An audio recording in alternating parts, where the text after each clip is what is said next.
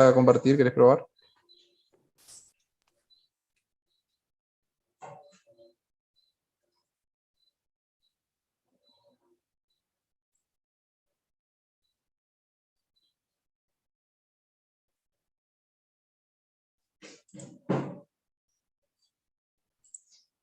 ¿Se ve? Ahí se ve perfecto. Muy bien. Ok.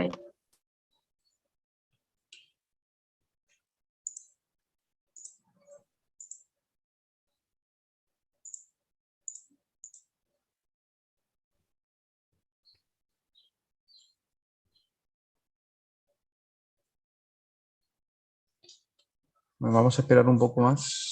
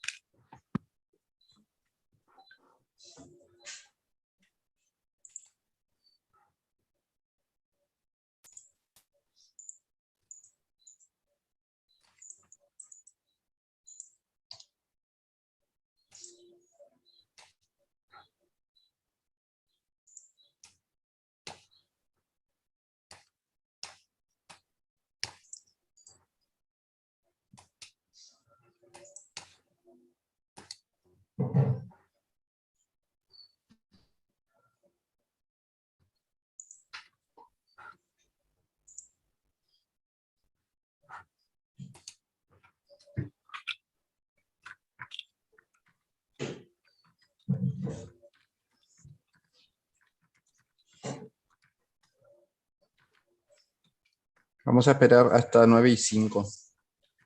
Si no se suma Belén, que es la que está faltando, vamos a comenzar la mesa, y en todo caso, si se suma en el transcurso de las exposiciones, la incorporamos.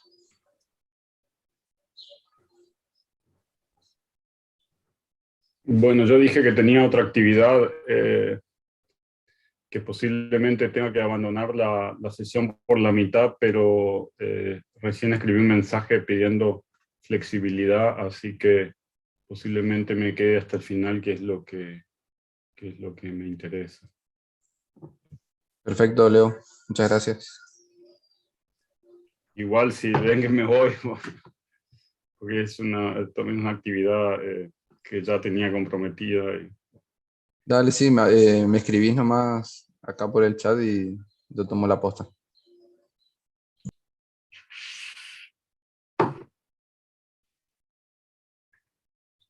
¿Somos los que estamos o hay gente esperando?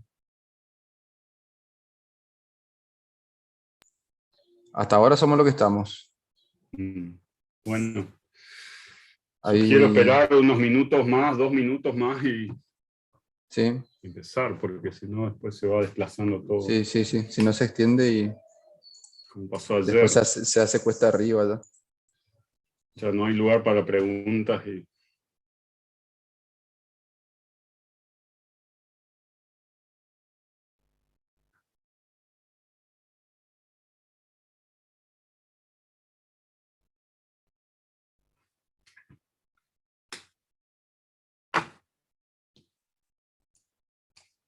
entonces...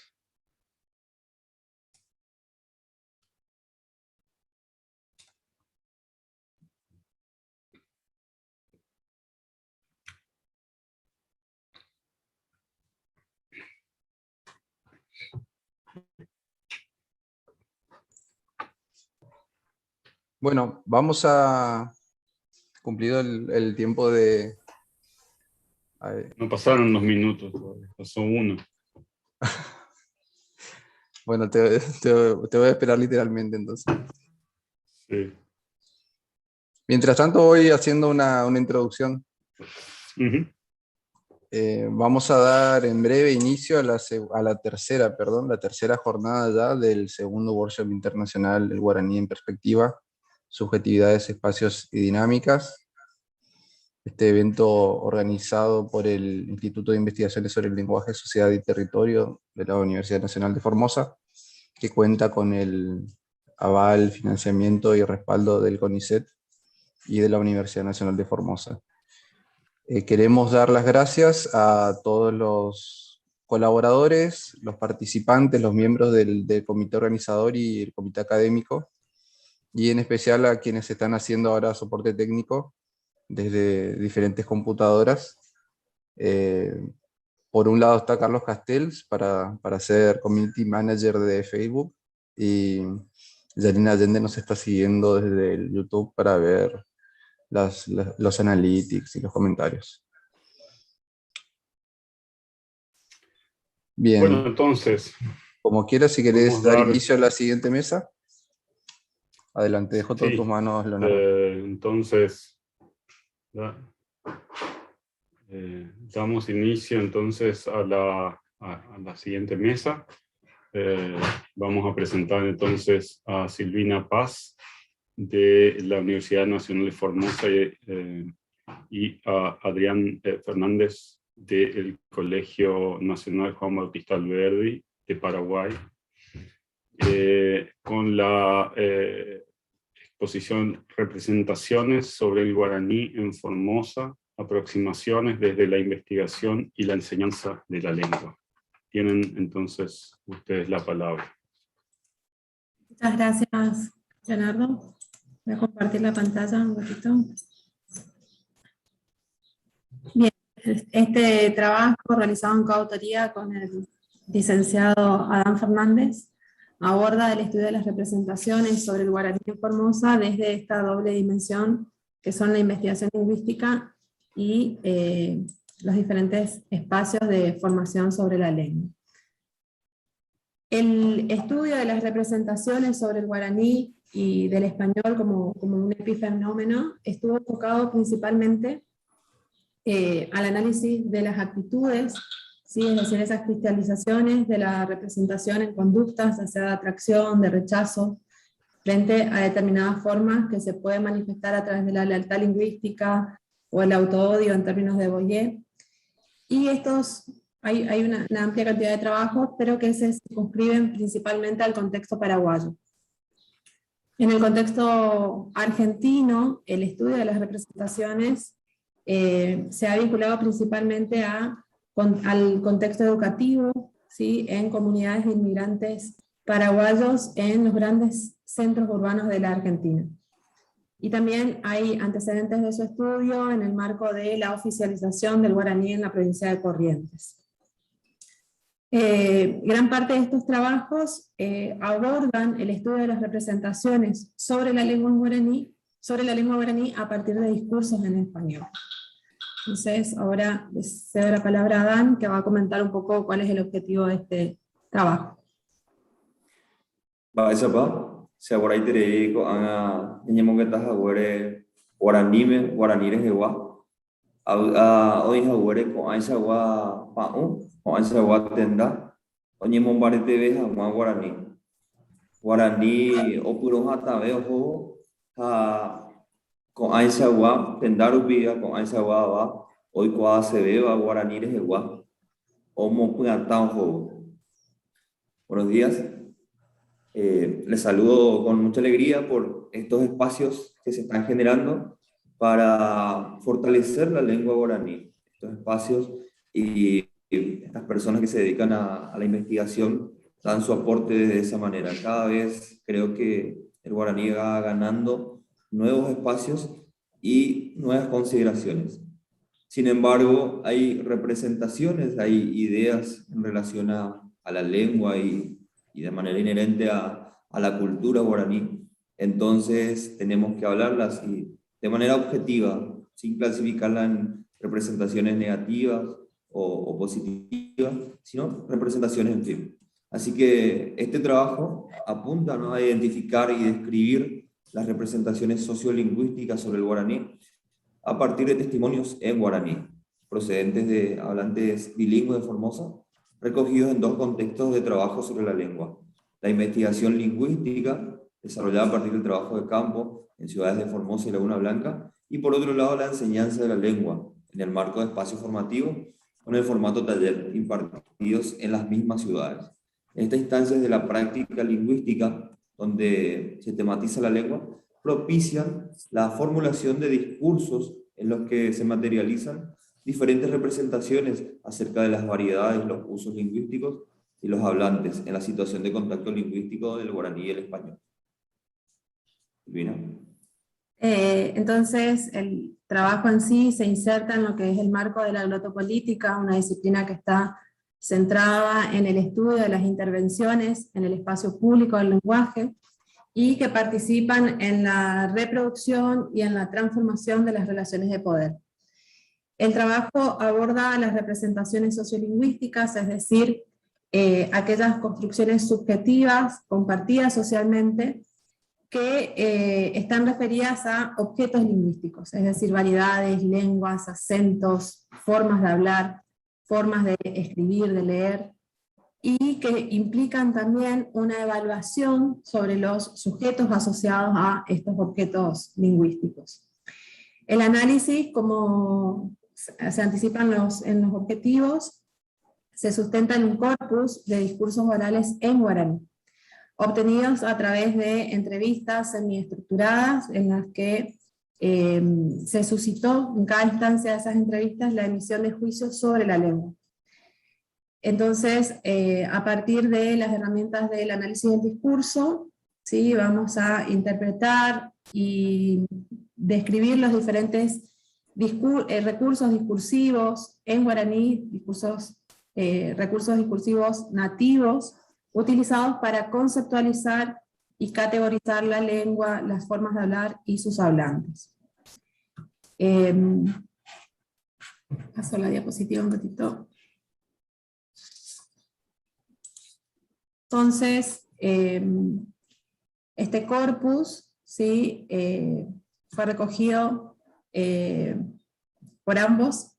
Yo oficié como observadora en estas instancias de entrevistas, y el licenciado Adán Fernández como entrevistador.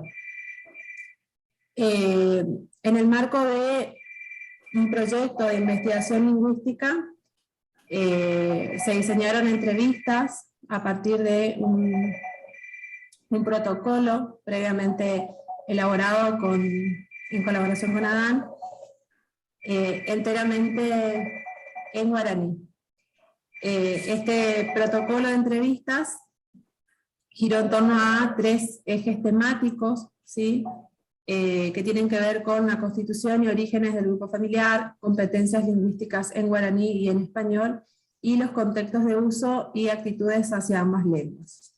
Entonces, en el marco de este proyecto de investigación, se contactaron 16 hablantes bilingües, ¿sí?, descendientes, todos ellos en primer y segundo grado de inmigrantes paraguayos, hecho que determina que en algunos casos el guaraní sea la lengua materna y en otros casos el español. Este grupo es un grupo más heterogéneo respecto a el grupo con el que trabajó Adán, ¿sí?, más heterogéneo tanto en cuanto a las edades como en las ocupaciones. Sí, lo que tienen en común y que estamos mostrando en el mapa es la procedencia de estos hablantes, ¿sí?, en los diferentes lugares de procedencia, de qué ciudades de la provincia de Formosa son originarios estos hablantes. Adán, no sé si querés comentar brevemente tu... Sí. Como anunciabas, la entrevista realizadas a los docentes justamente ya marca una delimitación, que eran maestros de primaria que participaron en espacios formativos en lengua y cultura guaraní. Se orientaron a indagar aspectos relacionados, en primer lugar, al origen del vínculo con la lengua guaraní, los entornos y enseñantes, cómo aprendieron la lengua guaraní, con quién, en qué espacio, en qué lugares y de qué manera. Después, en segundo lugar, el valor que se le otorga a la lengua respecto a su preservación y promoción mediante la transmisión en entornos familiares y escolares para la enseñanza de la lengua. Si estaban de acuerdo en enseñar a sus hijos, si estaban de acuerdo que se enseñen en la escuela, y cuál era la percepción, bien, para ver si había coherencia, si había contradicciones por otro lado en ese sentido. Y por último, se realizaron preguntas acerca de lo que se considera como el buen hablante, y si saber hablar guaraní es un elemento imprescindible para ser considerado formoseño. Los entrevistados que participaron de los talleres de capacitación habían realizado en las mismas un recorrido por la gramática, por distintos tipos de textos, vinculados más a mitos y leyendas, canciones populares, desde un enfoque más cultural, ¿no? Para luego revisar propuestas pedagógicas que ellos puedan adaptar a su realidad, a su contexto, y trabajarla con los alumnos de primaria. Y estos docentes coincidían, además de tener antepasados de origen paraguayo con un fuerte arraigo a la lengua, hacia la lengua, justamente por el valor afectivo que representa, ¿no? Así que, Silvina. Bien, gracias. Bueno, eso entonces en cuanto a la dimensión metodológica del trabajo. Ya en lo que respecta al análisis, hemos identificado 3 ejes. Uno de ellos tiene que ver con las diferentes denominaciones sobre el guaraní y sobre las formas de hablar guaraní. Entonces, emergen en nuestro corpus distintos sintagmas, ¿sí?, utilizados para nombrar la lengua y definir estas distintas formas de hablar. La expresión guaranieté,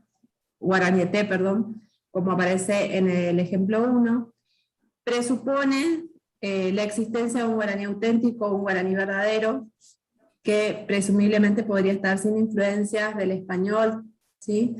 Entonces, cuando le preguntábamos a una de las entrevistadas en qué idioma le hablaba a su hijo, responde guaranietepe, ñapipiro, guaraní auténtico al principio, ¿sí? En otro de los ejemplos, la misma entrevistada refiere acerca de la dificultad, ¿sí? Así lleve la guaranieté, ore noroñei la guaranietepe, ¿sí? Es difícil para mí el guaraní auténtico, nosotros no hablamos en guaraní auténtico. También estrechamente relacionado con esta idea de guaranieté aparece otra categoría, ¿sí?, a partir de la incorporación de un préstamo del adjetivo cerrado del español, ¿sí?, que expresa de cierta forma una evaluación acerca de el grado de intercomprensión, ¿sí?, mutua que presupone este guaraníete, ¿sí? Y esta idea de cerrado plantea justamente esta idea de que hay un bajo nivel de intercomprensión, ¿sí?, entre los hablantes de este guaraníete. Frente a este ideal purista, ¿sí?, que supone la existencia idealizada de este guaraníete, la práctica concreta de hablar guaraní es definida por los hablantes en términos de alternancia y mezcla. Voy a pasar un ratito. Entonces, esta práctica bilingüe, ¿sí?, de alternancia, de cambio de código, emerge fundamentalmente en dominios familiares y comunitarios, ¿sí?, y es conceptualizada por los hablantes como un hablar mezclado, ¿sí?, hablar en yopará. Y también aparece esta otra idea de la noción de atravesado, como se ilustra en este ejemplo 5. Jaicuera no potai, porque ñañé atravesado pata. Hei, ¿sí?, ellos no querían, porque hablaríamos todo atravesado, decían, ¿sí? Aparece también acá la idea de prohibición. Esta idea de atravesado aparece también en otro de los testimonios, ¿sí?, vinculado a cuál sería el resultado de enseñarle guaraní a los hijos, ¿sí? Entonces, si bien estas formas de hablar se alejan de lo que es el ideal purista, ¿sí?, expresado en el guaraníete, también aparece otro adjetivo que es tupido, en su forma negativa, ¿sí? Estas formas relacionadas con alternancias no están totalmente valoradas negativamente, porque desde cierta perspectiva, ¿sí?, garantizan la intercomprensión entre los hablantes de guaraní. A ver si volvemos al ejemplo de Esperanza.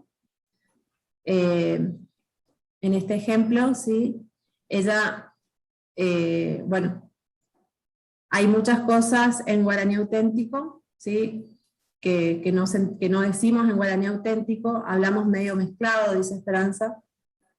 Después dice, ja, algunas veces ya mezcla, añe castellano, a la mitad, ja, a la mitad, añe guaranime, porque jaeo entendé, pa, veí, ja, entonces, sapiante, añe la guaranime, ja, sapiante, añe la castellano, a veí.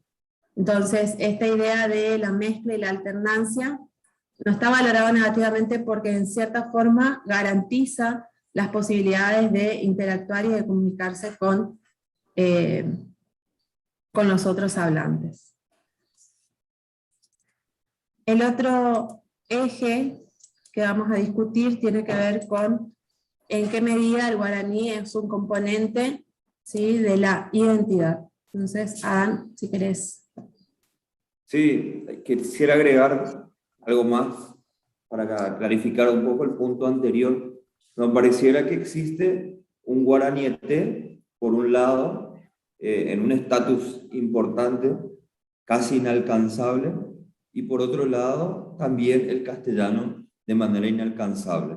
Entonces, surge como intermedio esta posibilidad de la mezcla, donde no se lo nombra, pero implícitamente se habla del yopará, que es objeto de investigación permanente también. Y el guaranieté con distintas denominaciones, como decía Silvina, el guaraní tupido, el guaraní más académico, más ancestral, o la combinación de ambos, como pareciera que la población no accede o no se reconoce como hablante de ese guaraní puro, pero tampoco puede hablar el castellano, entonces surge ese intermedio de mezcla, como lo denomina justamente la entrevistada. Bien, el segundo punto, que habla como el guaraní como un componente de la identidad, hay que tener en cuenta que la comunidad guaraní hablante de Formosa se constituyó históricamente a partir de diferentes grupos migratorios procedentes de Paraguay en distintos escenarios históricos, sean revoluciones, una dictadura también en su momento, y también por cuestiones laborales y a veces familiares. En este contexto, el guaraní es fuertemente asociado a la lengua de los adultos, de los padres, de los abuelos procedentes de Paraguay. Hay una fuerte identificación entre el hecho de ser paraguayo y hablar guaraní. Y los ejemplos que encontramos ahí, ante la pregunta esa va de la aprender en guaraní, mediante Betín Caraí, se vecino y amoite campo. Oye, ¿cuál guaraní? Porque es paraguayo. Hay un mandato ahí, una especie de mandato que indica que el paraguayo tiene que hablar guaraní, algo como obvio, como está implícito, es inherente, y no se da lugar a que el paraguayo no hable. Hablábamos también sobre, si bien el objeto de análisis ahora es la realidad formoseña, ¿no? En escenarios diferentes en Paraguay se ve también cómo es cuestionado a veces el paraguayo no hablante. Bien. En otro ejemplo dice, mamá a papá oye mongueta, hace un ibas en tú, auputase, japesa se aprende. En diversas entrevistas encontrábamos que el guaraní era una lengua de adultos y una lengua prohibida para los menores de edad. No tenían acceso a la lengua. Era la lengua de secreto y de comunicación entre los padres. Entonces, en la mayoría de los casos, cuando se consultaba cómo aprendieron, a priori no le enseñaban los padres, sino que ellos de oído fueron aprendiendo y fueron encontrando distintos espacios para ejercitarse en la lengua. Otro ejemplo dice, porque ahora tú acuerdas y tú a las abuelos acuerdas paraguayo paraguayo acuerdas y guaraní a la costumbre guaraní oreco.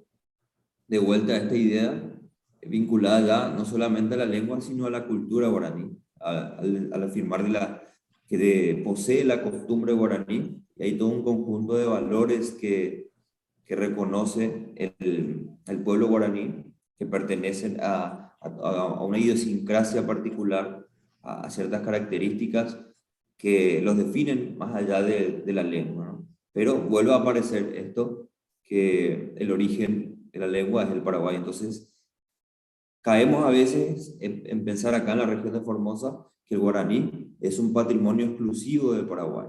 Y esas son representaciones que pretendemos también cuestionar o replantear o reflexionar a partir de ellas en los escenarios educativos donde yo participo principalmente. Otro ejemplo dice, si se ve un guaraní importante, ese es. Sí. Si se ve un guaraní importante porque pertenece a la ñande raíz, a ñande mío, o crecejala y costumbre, allá respetas a mío. Ahí aparecen justamente los valores que mencionaba anteriormente, los valores vinculados a la cultura. El valor del respeto a la tradición, del respeto a los valores familiares, el respeto a la historicidad de una familia, ¿no? Lo que representa la raíz y que tiene que ir pasando de generación en generación. Bien. Otro de ¿sí? los ejes que hemos considerado, tenemos varios ejemplos, pero por una cuestión de tiempo lo vamos a ir pasando un poquito por alto, tiene que ver cómo el guaraní surge en estos intersticios institucionales. Pesa el hecho de la prohibición, como señalaba Dan, es una representación muy anclada en estas comunidades, pero no obstante el guaraní surge, ¿sí?, en estos espacios donde explícitamente se prohibía hablar en guaraní. Entonces hay espacios, hay lugares donde esa prohibición se explicita, como la escuela, pero no obstante es la misma escuela donde se generan espacios de intercambios en guaraní, ¿sí? Entonces, mientras que el rol de la maestra sí se asocia al uso del castellano, la interacción entre pares se realiza íntegramente en guaraní, como muestra el ejemplo 14. No lo voy a leer porque son un poco extensos. También en este ejemplo, el ejemplo 15 sería, también se vincula a un momento determinado dentro de las escuelas, ¿sí?, como es el recreo, ¿sí?, y el guaraní asociado a toda esta actividad lúdica que se desarrolla entre pares. Entonces, como pese a la prohibición explícita de hablar guaraní, el guaraní va encontrando como estos espacios, ¿sí?, donde se desarrolla. Otra cuestión muy importante en uno de los testimonios también, en el marco de un hospital, ¿sí?, una de las enfermeras nos comentaba, digamos, cómo el guaraní era la lengua de comunicación entre ella y los pacientes, ¿sí? Entonces, la posibilidad o el potencial del guaraní de desarrollarse al margen de la prohibición en estos diferentes espacios institucionales. Entonces, a modo de cierre, ¿sí?, este trabajo constituye una primera aproximación al estudio de las representaciones en torno al guaraní en las comunidades guaraní hablantes de Formosa y a partir de discursos en guaraní. Si bien observamos por un lado la persistencia de la idea de prohibición, ¿sí?, presente también en otras comunidades de habla guaraní, vemos que hay percepciones positivas sobre la lengua por su fuerte asociación con la identidad, una identidad dinámica, ¿sí?, que se construye y se redefine en el marco de diferentes procesos inmigratorios. Adán, no sé si querés agregar algo a modo de cierre. No, a modo de cierre y de síntesis, diría que no son los únicos ejes temáticos que se pueden tomar en cuanto a las representaciones. Hay diferentes y diversos temas, ¿no?, que incluyen un conjunto de representaciones, como decía al principio, sin discriminarlas en positivas o negativas, sino representaciones, en fin, en cuanto a la lengua. Y algunas de ellas que pueden representar un obstáculo en cuanto a la enseñanza y la promoción de la lengua. Por lo tanto, es aquellas zonas donde nos sirve a nosotros los docentes, estamos en aula, enseñando guaraní, comprender cuáles son esas representaciones y trabajarlas a partir de ahí para desaprenderlas, para cuestionarlas, para ponerlas, para problematizar, y a partir de ahí, a partir de la comprensión del origen de esa representación, generar cambios. Así que Bueno, tengo muy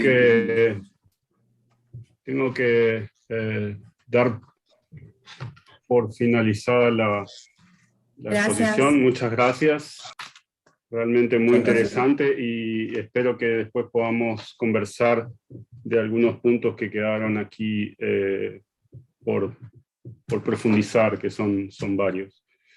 Entonces agradezco a Silvina Paz y a Dan Fernández. Si les parece, vamos a darle la palabra a Florencia Conde, de Universidad Nacional del Nordeste y CONICET, con la presentación Hacer monte en la escuela, una política educativa y lingüística en contextos bilingües guaraní-castellano de Corrientes. Todo tuyo el tiempo, Florencia. Bueno, gracias. Me voy a compartir.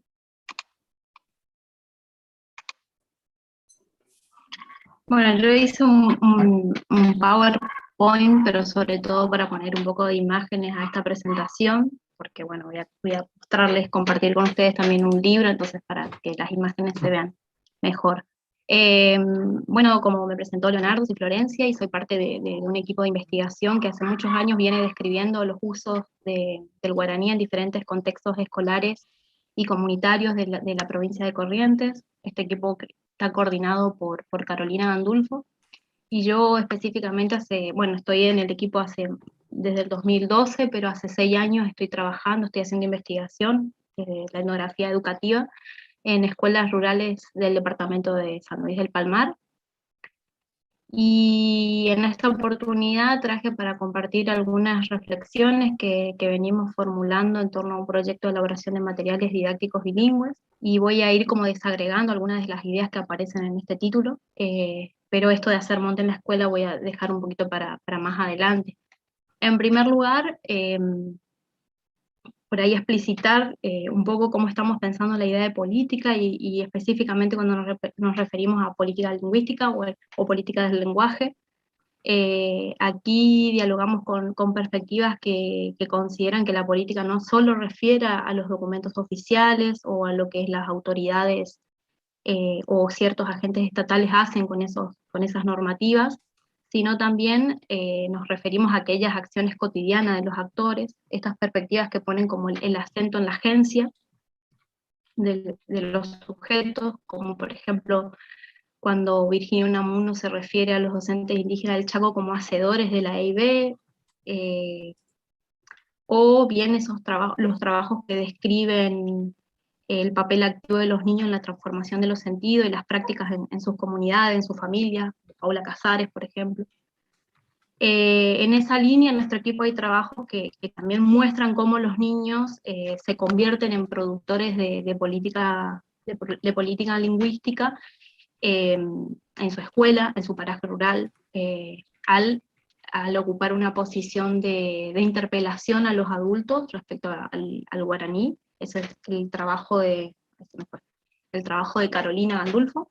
Y otros trabajos también que describen cómo los niños son productores y promotores de espacios de socialización lingüística en sus escuelas, participando activamente de reflexiones en torno a los usos escritos y a los usos orales, e instalando prácticas lingüísticas novedosas en el contexto escolar. Desde acá estamos pensando esta idea de política, ¿no? En segundo lugar, y ahí sí paso a la segunda diapositiva, quiero compartir un poco lo que da el marco a las reflexiones que estoy trayendo. En el año 2020 publicamos un libro bilingüe guaraní-castellano, que se llama Las lenguas medicinales de mi paraje, Pojacá.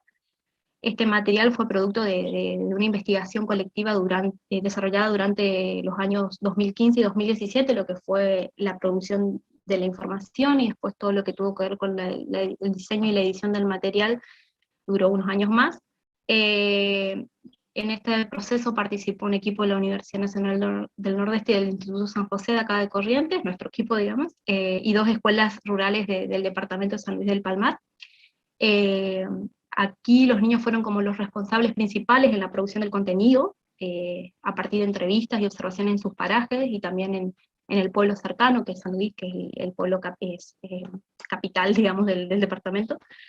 Y también las maestras y las directoras participaron en todo lo que fue el proceso de toma de decisiones respecto al contenido del libro, al diseño del libro, y para poder también de alguna forma mantener esas decisiones y tener cierta autonomía al tomar esas decisiones, creamos un colectivo y una editorial, el colectivo Sirio Ediciones, para poder justamente que todas esas decisiones que algunas son mínimas y casi imperceptibles y otras son como muy importantes y visibles, puedan ser sostenidas. También esas decisiones, detrás de esas decisiones estaba todo lo que el conocimiento etnográfico, que por ahí ellos eran más responsables de hacer el registro y la descripción de todos los movimientos que se iban produciendo en torno al proyecto, y creíamos como fundamental, como dije, que seamos nosotras, porque somos más mujeres, tomar esas decisiones, porque también estábamos construyendo con este libro, y con las decisiones que contiene, una posición política respecto al modo en que concebimos el bilingüismo en nuestra provincia. Una de las actividades centrales, bueno, acá les muestro un poquito el libro, un libro bilingüe, y que el guaraní como que va apareciendo de a poquito, digamos, pero que también respetamos como, fue toda una discusión donde se explicitaron algunas de las significaciones en torno a la escritura del guaraní, y eso lo compartimos con maestras, con quienes también fuimos desarmando algunas concepciones de bilingüismo, algunas concepciones de lo que es escribir bien, escribir, hablar bien. Bueno, solo para compartirles esa propaganda.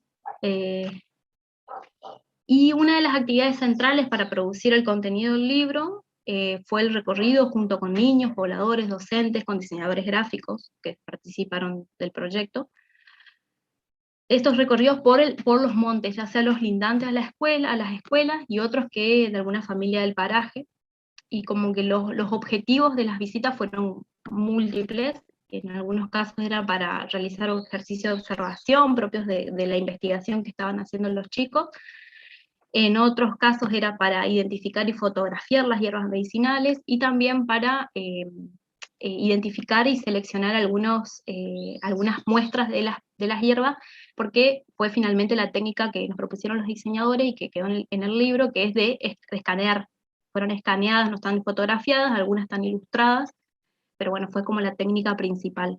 Entonces en esas fueron varias visitas y recorridos por los montes, y en ese sentido fue el monte en estos lugares tiene también una importancia, ya sea porque allí se desarrollan prácticas sociales de gran significatividad para la comunidad, y además porque tanto el monte y la chacra son algunos de los espacios que muchas personas mencionan como lugares donde se aprende guaraní, ¿no? Esta idea también que ya lo planteó Carolina en su momento, de la idea de que el guaraní se hablaba como una distancia temporal antes, nuestros abuelos y todas esas narraciones que ya son como muy comunes, y también que es una distancia espacial, que guaraní se habla más lejos, como el Ayaité siempre es como una referencia en el medio del monte, el estero, allá en el paraje más lejano, más inhóspito, y bueno, entonces como esa significación también estaba en torno al monte. En este sentido, como que siempre fue un interés para nosotras el monte, la chacra como espacios sociales de transmisión del guaraní, y de hecho varios del equipo se están ocupando de trabajar en esos espacios. Bueno, y en estos recorridos el enfoque etnográfico nos posibilitaba observar el potencial que tiene el monte como espacio de producción y de transmisión de ciertos saberes locales, comunitarios, y específicamente describir cómo los usos del guaraní formaban parte de los repertorios de saberes que los actores que usaban allí, digamos. En esos recorridos fuimos observando la diversidad de posiciones de los actores y los grados de participación en las actividades sociales, las interacciones que se producían no solo entre adultos o adultos dirigiéndose a los niños, sino también en las lateralidades de esas interacciones entre niños de diferentes edades, géneros. Y estas experiencias educativas que no necesariamente seguían la direccionalidad maestro-aprendiz, aunque habían diferentes grados y niveles de experticia que no necesariamente tenían que ver con la edad, ya que había niños que se movían por el monte con habilidades que por ahí otros adultos no tenían. Y específicamente vimos en ellos, digamos, cómo, porque ahí pusimos la mirada también, cómo van siendo parte de las actividades de la comunidad, cómo se van involucrando con otros niños o adultos en estos procesos que en algunos casos son rutinarios y tácitos y otros son explícitos de colaboración, y cómo van aprendiendo a moverse por el monte y cómo van siendo parte de intercambios bilingües, ¿no? Bueno, no hay tanto tiempo por ahí para describir como estos recorridos en sí, pero sí plantear que nuestro intento de poner como el foco en el monte tiene dos propósitos, por lo menos. Uno de ellos es poder describir las características que hacen de este espacio un espacio vital, efectivo de transmisión del guaraní, y describir también a su vez cuáles son las nuevas dinámicas que se producen cuando la escuela y la universidad entran en ese monte. El segundo propósito, y aunque puede sonar un poco contradictorio, es el intento de demitificarlo como el único espacio donde los procesos de transmisión tienen lugar, porque justamente este proceso que yo les vengo contando para elaborar materiales didácticos, nos mostró que la escuela también puede transformarse en un espacio donde los saberes locales se producen, se encuentran, se transmiten. Este proyecto produjo como movimientos en algunas de las formas escolares habituales. Por ejemplo, las posiciones de experticia ya no eran ocupadas exclusivamente por docentes.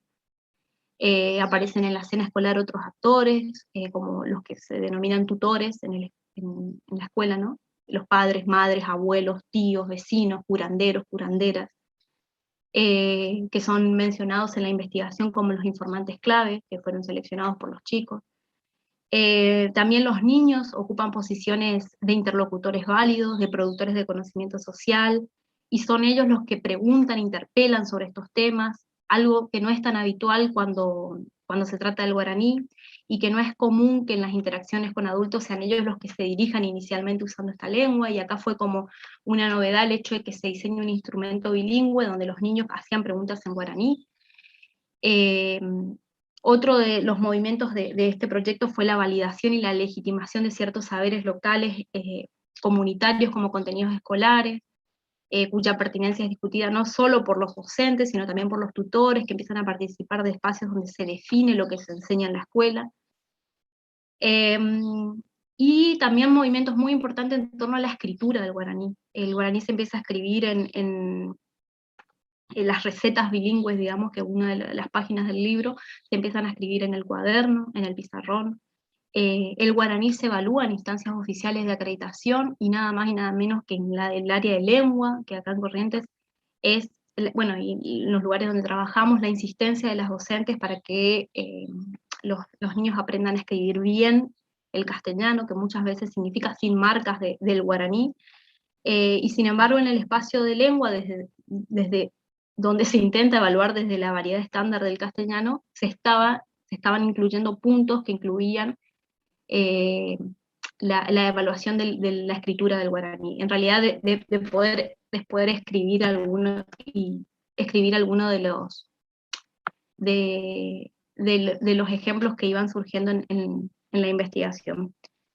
Este segundo propósito, que había dicho que hay dos propósitos de mirar al monte, este segundo propósito sí tiene que ver más con el título de la ponencia, que es justamente hacer monte en la escuela, en el sentido de poder desarmar algunos de los elementos, aquí los procesos educativos comunitarios que hacen del monte un espacio de producción y de transmisión de saberes y prácticas locales, entre ellas las prácticas lingüísticas, también como esas propuestas que hacen que los niños recuperen esas experiencias de vida y las legitimen en el marco de la escuela, y esta idea de hacer, que está entre comillas, intenta también dar cuenta de que se tratan de espacios, tanto la escuela como el monte, que pueden complementarse, que pueden reinventarse, para que tengan lugar otros modos de pensar las relaciones con los saberes, y específicamente con las lenguas, con el guaraní. Y la idea de hacer también pretende mostrar cómo los niños, los pobladores, los docentes, las investigadoras, podemos ser agentes de política lingüística al emprender transformaciones importantes en las escuelas, los parajes, los cuales también debieran en transformaciones subjetivas de los actores que participamos. Y por eso consideramos que hacer monte es un tipo de política educativa y de lenguaje que se construye, en este caso con sus protagonistas adentro, y se puede describir y comprender en el mismo proceso de producción. Entonces con esas ideas son las que traigo para compartir, para mostrar cómo desde un proyecto colectivo estamos viendo y descubriendo que hay movimientos en las escuelas que hacen lugar al guaraní y que es un lugar legitimado, validado, y no solo queda el guaraní para los espacios como habitualmente se dice en los actos, en los recreos o en otros espacios que no son como oficiales o legitimados.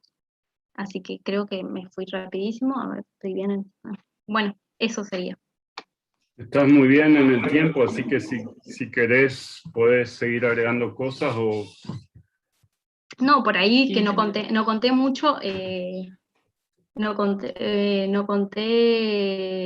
me detuve mucho en algunas de las decisiones del material. Cuando yo decía de construir una posición política con respecto al material, uno de los puntos muy importantes, que ya hay una experiencia en el equipo de Carolina, que había trabajado en la elaboración de un libro de lectura, Martín y Ramona, que para las escuelas primarias. Bueno, este libro, que fue inicialmente pensado como material didáctico, ya en este momento trascendió todo lo que fue esa idea, porque, bueno, estamos viendo que se interesan personas que por ahí tienen algún interés por la temática o por el guaraní, y bueno, ya trasciende el ámbito educativo, digamos. Y otras de las decisiones tenía que ver con la estética. Queríamos que sea un material que sea lindo, que sea bonito, que pueda recuperar algunos de los elementos que fueron como constitutivos del trabajo de campo, que puedan recuperar los criterios de organización de la información que habían sido postulados. Y con el tema del guaraní también fueron instancias de discusión, porque bueno, era cómo escribíamos guaraní, ¿no? Y el acuerdo sí era que íbamos a seguir como una norma para las cuestiones de ortografía, pero sí una de las maestras que puso como en palabras que quería que sea un guaraní nuestro, digamos, es decir, refiriéndose a modos más habituales de expresiones respecto a estos temas en la zona y en Corrientes. Y la mezcla y las decisiones de que no haya traducción, que no esté como las traducciones marcadas por colores, sino que, bueno, que sea un texto que siga como el mismo en Bolleré, digamos. También esta idea de que por ahí no incluir una traducción, sino complementar la información con otras expresiones en guaraní o en castellano. Y por ejemplo acá, que tenemos en una de las páginas para mostrar un ejemplo, acá donde está marcadito, las abuelas antiguas, Heine Carasuro, podías cortar una tirita del papel de la harina, le ponías hierba finita, sin el palito, y eso te colocabas como una venda en la frente. Entonces intentamos como respetar esas formas de expresión que aparecían en las entrevistas y que, bueno, los padres, los curanderos hacían referencia. Otra de las decisiones, que ya las dije, era el tema de usar, que ahí las voy a mostrar bien, de usar hierbas que estén escaneadas, que fue también a la vez el proceso de la primera vez que los chicos, bueno, yo también, que participaba de ese proceso de acompañar a los diseñadores y de ver como desde el monte al libro, digamos, porque detrás de estas hierbas hay muchas historias de las familias que nos cedieron sus patios para que busquemos, para que las recolectemos, y también de las que están recolectadas de la escuela, también hay como distintas historias de esos recorridos para ir buscando por allí con los niños, que bueno, la etnografía es como que también a la par nos va permitiendo ir describiendo esos procesos. Y bueno, y finalmente el libro se publicó en enero del 2020, y recién pudimos entregarlo ahora en octubre a los autores, un ejemplar a todos los niños que participaron de las dos escuelas y a las docentes. Y bueno, y ahora como que se viene todo un nuevo recorrido y de nuevo la etnografía va a estar ahí para ir describiendo qué ocurre cuando estos materiales son trabajados en estas escuelas o en otras escuelas de la provincia. Bueno, creo que con eso estoy bien. Bueno, muchísimas gracias. Muy interesante realmente el material y la exposición. Entonces, abrimos lugar a las preguntas, dado que no veo a la otra expositora, que es Belén Lafuente, no está presente aquí. Así que, entonces, vamos a debatir con las expositoras y el expositor. Tengo una pregunta ya que llegó desde el chat para Silvina Paz y su colega. La pregunta es de Maxim Maraz. En las entrevistas que hicieron surgen referencias, pregunta él, a la memoria colectiva en cuanto al territorio de Formosa. A lo que voy, si los inmigrantes hablaron que antes de la guerra de la Triple Alianza, Formosa formó parte del territorio paraguayo, y esta cuestión, quedan rastros en la memoria colectiva Bien. con relación, bueno, a la lengua también. Sí, o sea, a partir de datos históricos sabemos que había población guaraní hablante antes de la guerra y antes de que Formosa efectivamente pase a ser territorio argentino. Está constatada en diversos materiales históricos ese hecho. Pero no aparecen las entrevistas. Sí aparecen referencias a otros sucesos relacionados con la historia, como referencias al gobierno de Stroessner, procesos de repatriación de gente que estaba en Argentina y vuelve a Paraguay durante el gobierno de Stroessner, referencias históricas, por ejemplo, a la visita del presidente Perón a Formosa, y bueno, ese tipo de referencias sí. Precisamente eso que preguntan, no, en estas entrevistas al menos, no hay ninguna mención a eso. Además, las entrevistas se realizaron a descendientes de inmigrantes. Creo que la pregunta partía si eran inmigrantes directos, pero así que todos eran hijos, nietos, sobrinos de inmigrantes. Sí, claro, por eso es la pertinencia de la pregunta, ¿no? Bueno. Bien. No sé si hay alguna ¿Alguna otra pregunta? Aquí en el chat hay algunas más, pero dejemos a los interlocutores presentes. Si alguien quiere...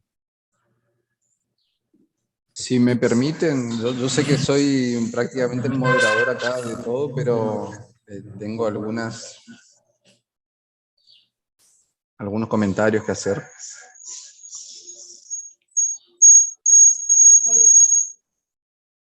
Hay una acople por ahí. Para las dos ponencias, me gustaron mucho las dos ponencias, me parecen como aportes valiosos. Y tengo por un lado un comentario acerca de esto último de los inmigrantes. Es algo que muchas veces me pongo a pensar, de hecho cuando yo abordo la cuestión de la literatura, y que ahora estoy tratando de enfocar más de alguna manera la literatura, la circulación de la literatura en los espacios así transfronterizos. Cómo pensar la cuestión de los inmigrantes y en qué manera abordar esta representación que se tiene del guaraní como lengua de inmigración, cuando se supone que todo este territorio, hasta antes de la guerra de Triple Alianza, era un territorio de circulación de la lengua guaraní. Entonces, recién después de definirse los límites políticos, lo que se hace es cercar, como alambrar el terreno, ¿no? Alambramos el terreno y decimos, a partir de ahora ustedes, que ya estaban pero hablan guaraní y tienen una nacionalidad paraguaya, son inmigrantes. Entonces hay como un juego con esa categoría, que las veces que hablamos de guaraní como lengua de inmigración en Formosa, Bueno, si hablamos de personas que vinieron después de la, no sé, en el exilio, después de la guerra del 47 o la guerra del Chaco, bueno, podemos hablar en términos de inmigrantes. Sin embargo, la lengua no necesariamente va a ser una lengua de inmigración porque ya había una circulación ya antes de la delimitación de las fronteras. Entonces, más que nada como para pensar y problematizar. Además lo estoy diciendo a manera de hipótesis, ni siquiera tengo demasiadas pruebas para afirmar esto, para sostenerlo. Otro comentario, algo que observé mucho en las filminas de Silvina y Adán, es la utilización como alternante de mamá, papá, y Xerú y tú, a ese tipo de cosas. Que es muy interesante porque yo me encontré también en la lectura que hicimos ayer con Mario de la poesía de Flaminio, también aparece la cuestión de mamá, entonces mamame en lugar de Yesupe, ese tipo de cosas. ¿Cómo sería interesante ver vos, Leonardo, que trabajas con las cuestiones de parentesco, sería interesante ver cómo va cambiando eso según en la actualidad, según las regiones? Eso comentario. Ahora sí, en cuanto a preguntas. En el caso de Adán y Silvina, me interesaría saber qué nivel de dominio de la escritura tenían estas personas consultadas. O sea, si es que sabían alguna normativa o la escritura era como intuitiva, esa intuición si de alguna manera se corresponde con alguna de las tradiciones de escritura ortográficas, digamos, tipo guaraní tradicional. Y en cuanto a esa categoría de guaraníete que aparece, si es que de antemano los interlocutores tenían incorporada esa categoría, tenían una representación sobre el guaraníete, o ustedes se la mostraron y ellos trataron de inferir en qué consistía. Eso por un lado. Y para Florencia me pareció muy, muy valiosa esa pregunta sobre cómo escribimos el guaraní. De nuevo traigo a colación, me estoy haciendo autobombo, traigo a colación la ponencia de ayer sobre Flaminio Arzamendia, cuando nosotros pensamos en abordar la literatura de Flaminio Arzamendia como de hecho, la poesía, la música de Flaminio Arzamendia como obra literaria, pensamos también esa cuestión de si canta un guaraní que está atravesado por hispanismos y formas que son totalmente innovadoras, podemos decir, pero que sabemos que son los usos del campesinado. ¿Qué criterios utilizan ustedes para definir ese cómo escribir? Y si tienen se sujetan a alguna normativa o toman como referencia alguna de las normativas ortográficas de la región. Nada más. Se me hizo largo la intervención. Bien, hago mención, el trabajo que habíamos hecho con Adán tiene como esta doble dimensión, ¿sí? Algunas de las entrevistas fueron realizadas en el marco, digamos, de una investigación sobre la lengua, y en ese caso, ese primer grupo de entrevistados no han desarrollado, digamos, competencia en la escritura en guaraní, pero sí están alfabetizados en español, digamos, por el hecho de estar en Formosa, de estar escolarizados, tienen diferentes niveles de escolarización, y bueno, en ese sentido es como un grupo más heterogéneo respecto a los entrevistados de Adán, que bueno, por el mismo marco en el que él se contactó con estas personas, creo yo que tienen algún grado de competencia en la escritura en guaraní. Pero eso se lo dejo a Dan como para que él comente respecto a sus entrevistados. Sí, los entrevistados, como mencioné, participaron de los talleres de lengua y cultura guaraní. No se te escucha, Dan, no sé si está silenciado. Hola. Hola. Hola. ¿Ahora? Yo sí escucho, me dice Carolina. Sí, perdón. Bien. Sí, los entrevistados que habían participado en los espacios formativos en formato taller habían hecho un recorrido ya de 3 años. Sin embargo, eran 4 capacitaciones en el año, donde trabajábamos algunas cuestiones muy generales de la gramática, y a partir de ahí, para que ellos vayan pensando actividades áulicas, ¿no? Propuestas didácticas. Y al principio ellos manifestaban que su mayor debilidad en el dominio del guaraní era en la escritura, y era lo que necesitaban aprender, principalmente en Laguna Blanca, en Riacho, en Laguna Nainén, en esas zonas.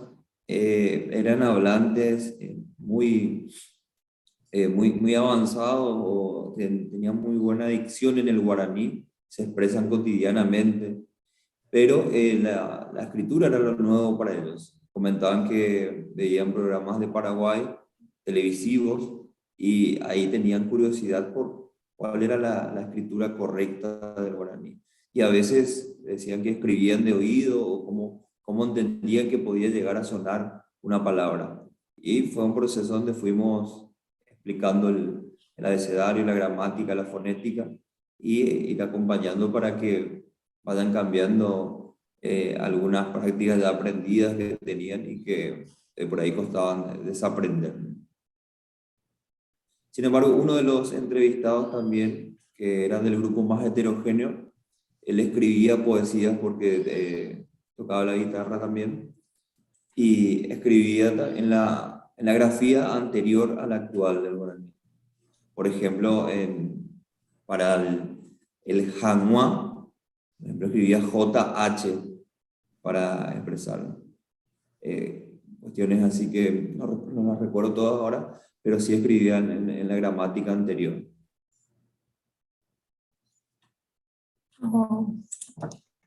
Muy bien. Respecto a lo que- Voy a lo que pasar la palabra a decías. Florencia Conde.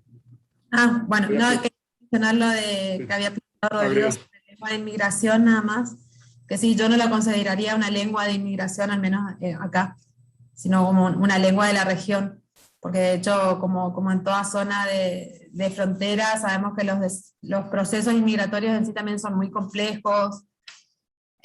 Hay circulación de un lado a un lado y otro de la frontera que no queda registrada tampoco, que es permanente, que es constante. Entonces, sí, yo hablaría de lengua de la región o del territorio, pero no de lengua de inmigración en este caso. Nada más. Bueno, pero es una lengua que no tiene papeles en Argentina, ¿no? Entonces, hay Es otro cuestiones buen que punto. son objetivas, ¿no? Es decir, Claro. y por otra parte, que el guaraní haya sido una lengua histórica de Misiones, yo diría que de Formosa, yo diría que las lenguas guaycurúes son históricas de Misiones, de Formosa, ¿no? Entonces hay que pensar un poco que en el río Paraná puede haber habido más guaraní, pero más hacia adentro del territorio son las lenguas guaycurúes las que estaban en Formosa. O sea, son todas estas dinámicas, pero vamos a pasar, yo quiero pasar la pregunta en el chat, y además enganchar con lo que dijo Rodrigo. Dice Maxim Marace, otra vez para Florencia: la escritura del guaraní en la escuela es del guaraní moderno paraguayo. ¿Cómo se capacitaron los profesores para enseñarlo y escribirlo? Y esto engancha también con la pregunta de Rodrigo sobre si esta forma mixta de escritura es aceptada, leída, o cómo la han producido.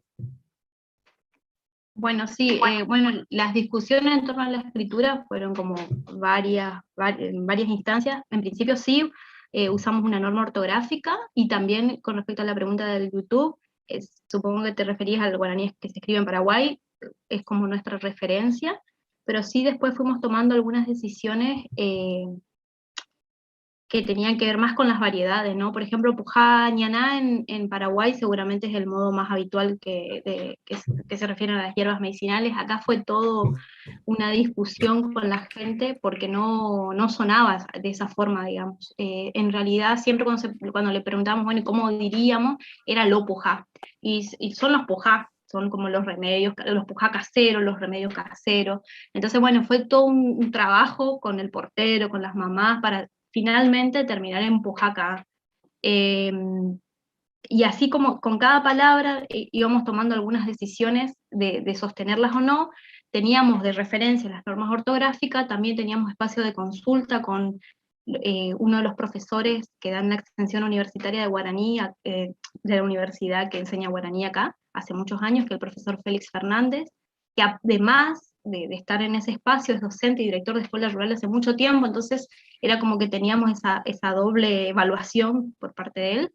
Y con respecto a cómo, digamos, cada decisión, porque por ejemplo, una receta que se escribe, que fue todo un suceso escribir guaraní en el aula con una maestra y los alumnos del primer ciclo que escribieron una receta para la tos, aparecen, por ejemplo, medio litro de gu, con GU, y bueno, y nosotros ahí hacíamos, sabíamos que se estaban refiriendo a medio litro de agua y hacíamos como esa revisión, pero sosteniendo los sentidos que había detrás, ¿no? Porque aparte teníamos como toda esa parte que nos da la etnografía, que es cómo se produjo ese texto. Y cómo se capacitaron en realidad las decisiones, hay diferentes competencias de los docentes, no todos, la mayoría no podría definirse como que escribe guaraní. Sin embargo, las directoras, una de las directoras y una de las docentes son bilingües, que son las que encararon como el proceso de la escritura de los textos, y las revisiones íbamos haciendo probando, digamos, a partir de las diferentes competencias de quienes estábamos en el equipo.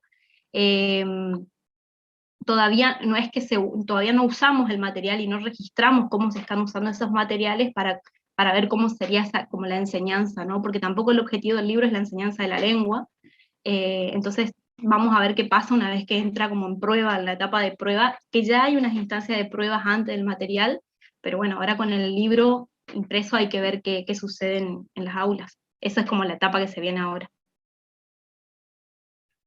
Muchas gracias. Hay dos mensajes en el chat que tengo que leer. Francisca González, Maite Iro, muy interesante todas las charlas. Sería bueno pensar en abrir un profesorado en la zona de Formosa para prepararnos en cómo seguir propagando el guaraní. Soy guaraní hablante. En estos años estoy haciendo unos talleres con el profesor Lucas Palacio y Verónica Gómez para aprender a escribir guaraní, porque solo sabía hablarlo y no sabía cómo escribir en guaraní. El siguiente es de María Monjes. Lo que ocurre es que gran parte de los formoseños tenemos raíces guaraníes, por ende hablamos el idioma, pero lo que nos dificulta es la escritura. Sería interesante cursos o profesorado. Bueno, entonces otra vez vuelve el tema de la escritura. Y aquí hay una pregunta, perdón, ¿dónde se puede encontrar el libro? Sí. ¿Dónde se puede encontrar el libro? Bueno, si es accesible, bueno. Sí, el libro está a la venta, está en 3 ciudades disponibles, en Corrientes, en Resistencia y en Posadas, en la librería Yes, en las sucursales de esa librería, y después para otros lugares del país hay que contactarse con el colectivo Sigrid, estamos en las redes sociales, o colectivosigrid@gmail.com, y ahí acordamos como los envíos, los puntos de entregas y demás. ¿Alguna otra pregunta? Bueno, yo me voy a permitir hacer un comentario entonces a Silvina y a Dan. Bueno, es muy interesante ver el estudio de estas actitudes, que tiene paralelos y tiene también cosas propias, ¿no?, del ambiente formoseño. Quiero decir, tiene paralelos con el guaraní en otras partes, ¿no?, del país, y tiene cosas propias. En este sentido, la verdad es que sería bueno un estudio comparativo, y sobre todo ahí en Formosa, un estudio comparativo de las actitudes de los paraguayos hacia el guaraní en Formosa con la cantidad de estudios que hay de los paraguayos hacia el guaraní en el Paraguay, ¿no? Porque es justamente el guaraní se transforma en una lengua de migración en Argentina, a pesar de que hay estas redes de hablantes donde la gente se puede sentir como en casa, pero dentro de ciertas redes que ya son paraguayos, ¿no?, entre comillas. Entonces es evidente que se forman otras estrategias, bueno, de uso, de aprendizaje, de transmisión de la lengua, y en este sentido, estando tan cerca de Paraguay, sería bueno ver el mismo problema o el mismo tema de un lado y del otro de la frontera. Esto es un comentario que quiero hacer. Por otro lado, lástima que has pasado muy rápido el ejemplo, pero nosotros sabemos que, por ejemplo, los que bueno, estudiamos y están en el tema del guaraní en Corrientes, ¿no? Donde sí es una lengua nativa, es muy propio escuchar, nosotros hablamos guaraní porque somos correntinos, ¿no? Y no porque tenemos algo que ver con el Paraguay, ¿no? Y en cambio aquí en Formosa, nosotros hablamos guaraní porque, bueno, venimos del Paraguay, pero había un ejemplo, me parece que lo pasaste rápido, donde estaba así: si sos formoseño tenés que hablar el guaraní. Esto es Sí, está uno muy de los marginal. ejemplos. Entonces, quería saber si esa actitud ustedes la perciben como algo generalizado o como algo más bien marginal, y sigue la lengua identificándose con un pasado de inmigración, o si se quiere, de extranjería, ¿no? Porque hay una extranjería en el guaraní, indudablemente está en contacto con la lengua oficial de la Argentina, que no es el guaraní, ¿no? Y lo mismo pasa en Corrientes, ¿no? Es decir, el castellano se asocia a la Argentina, ¿no? Paradójicamente, ¿no? Y aquí en Formosa, bueno, posiblemente, ¿qué pasa con esa representación guaraní Formosa o guaraní Paraguay? Sí, en el ejemplo concreto al que vos te referís, Leonardo, en realidad habla de que el formoseño habla guaraní y español. Entonces hay como una identificación más hacia esta capacidad de hablar las dos lenguas, y no solamente, digamos, como que una identidad que se define no solamente por el componente guaranítico, sino también por el hecho de hablar en español. Eso por un lado. Y sí, la verdad que planteamos esto, es una primera aproximación al estudio de las representaciones. Sobre todo consideramos que puede aportar a lo que son las definiciones de políticas lingüísticas a nivel provincial, porque, digamos, no hay muchos antecedentes de estudios de esta comunidad de guaraní hablantes. Entonces, analizar estas cuestiones que tienen que ver cómo se conformaron históricamente estas comunidades. Sabemos que hay un fuerte componente inmigratorio, pero sabemos que pese a eso, o pese a esos hechos históricos, el guaraní en Formosa se habla y tiene una gran vitalidad, no en toda la provincia tampoco, sino que hay en cierta región. Entonces, bueno, es un área que hay que seguir estudiando desde estas diferentes vertientes. Yo me inicié más en lo que es la lingüística, pero queda muchísimo por hacer, y este tema de las representaciones creo que, bueno, hay mucho como para seguir indagando. Nosotros, Adán, venimos haciendo un trabajo colaborativo porque él colaboró conmigo en la investigación, se desempeña también como docente, y bueno, buscamos la forma de abordar la lengua desde estas dos prácticas, si se quiere. Pero sí, hay muchísimas cuestiones por indagar, y también sería sumamente interesante esto que vos planteas, poder abordarlo de manera comparativa, ver las representaciones sobre la lengua acá en Formosa y en Paraguay, ver qué diferencias hay. Lo que yo notaba, tuvimos que pasar muy rápido los ejemplos por una cuestión de tiempo, pero sí lo que yo notaba es que esta idea acerca de la mezcla no es valorada negativamente por estos hablantes, sino que hay un rasgo que se valora positivamente en esta alternancia, en esta posibilidad de mezclar y de recrear la lengua a partir de elementos tanto del guaraní y del español, y que están relacionados justamente con esta posibilidad de interactuar con el otro y de garantizar, digamos, un nivel de intercomprensión mutua más efectivo, más logrado, si se quiere. No sé si Adán quiere agregar algo. Sí, respondiendo a Leonardo, este fue un caso particular que transmitió esa idea, pero la mayoría sí, así como lo denominas, Leonardo, lo considera como una lengua extranjería, el guaraní como un patrimonio del Paraguay que apunta a las raíces pero por la de Paraguay, entonces sí es nuestro por herencia prácticamente, pero todavía no está esa idea de guaraní formoseño. Y es una de las representaciones que intentamos trabajar en los talleres con los docentes para deconstruirla. Esa idea de que el guaraní es solamente de Paraguay y que vino acá, ¿no? El guaraní ya está acá y ya tiene que ser tratado y considerado como la experiencia que tiene Corrientes, hay que tomar como referencia y hacer ese estudio comparativo sería muy interesante del guaraní paraguayo, guaraní correntino, de Misiones también, y del guaraní formoseño. Y hay un comentario de Carolina Gandulfo. Creo que hay que considerar también la procedencia del entrevistador para analizar las respuestas, ¿no? En este sentido, Carolina, bueno, si lo quiere decir ella misma, ¿no? Pone un poco el foco en el proceso de la entrevista como productora de los datos, ¿no? Entonces, si el entrevistador es paraguayo, hay que ver si ese rapport que se forma no está sesgando cierto tipo de información. No sé qué dicen sobre eso.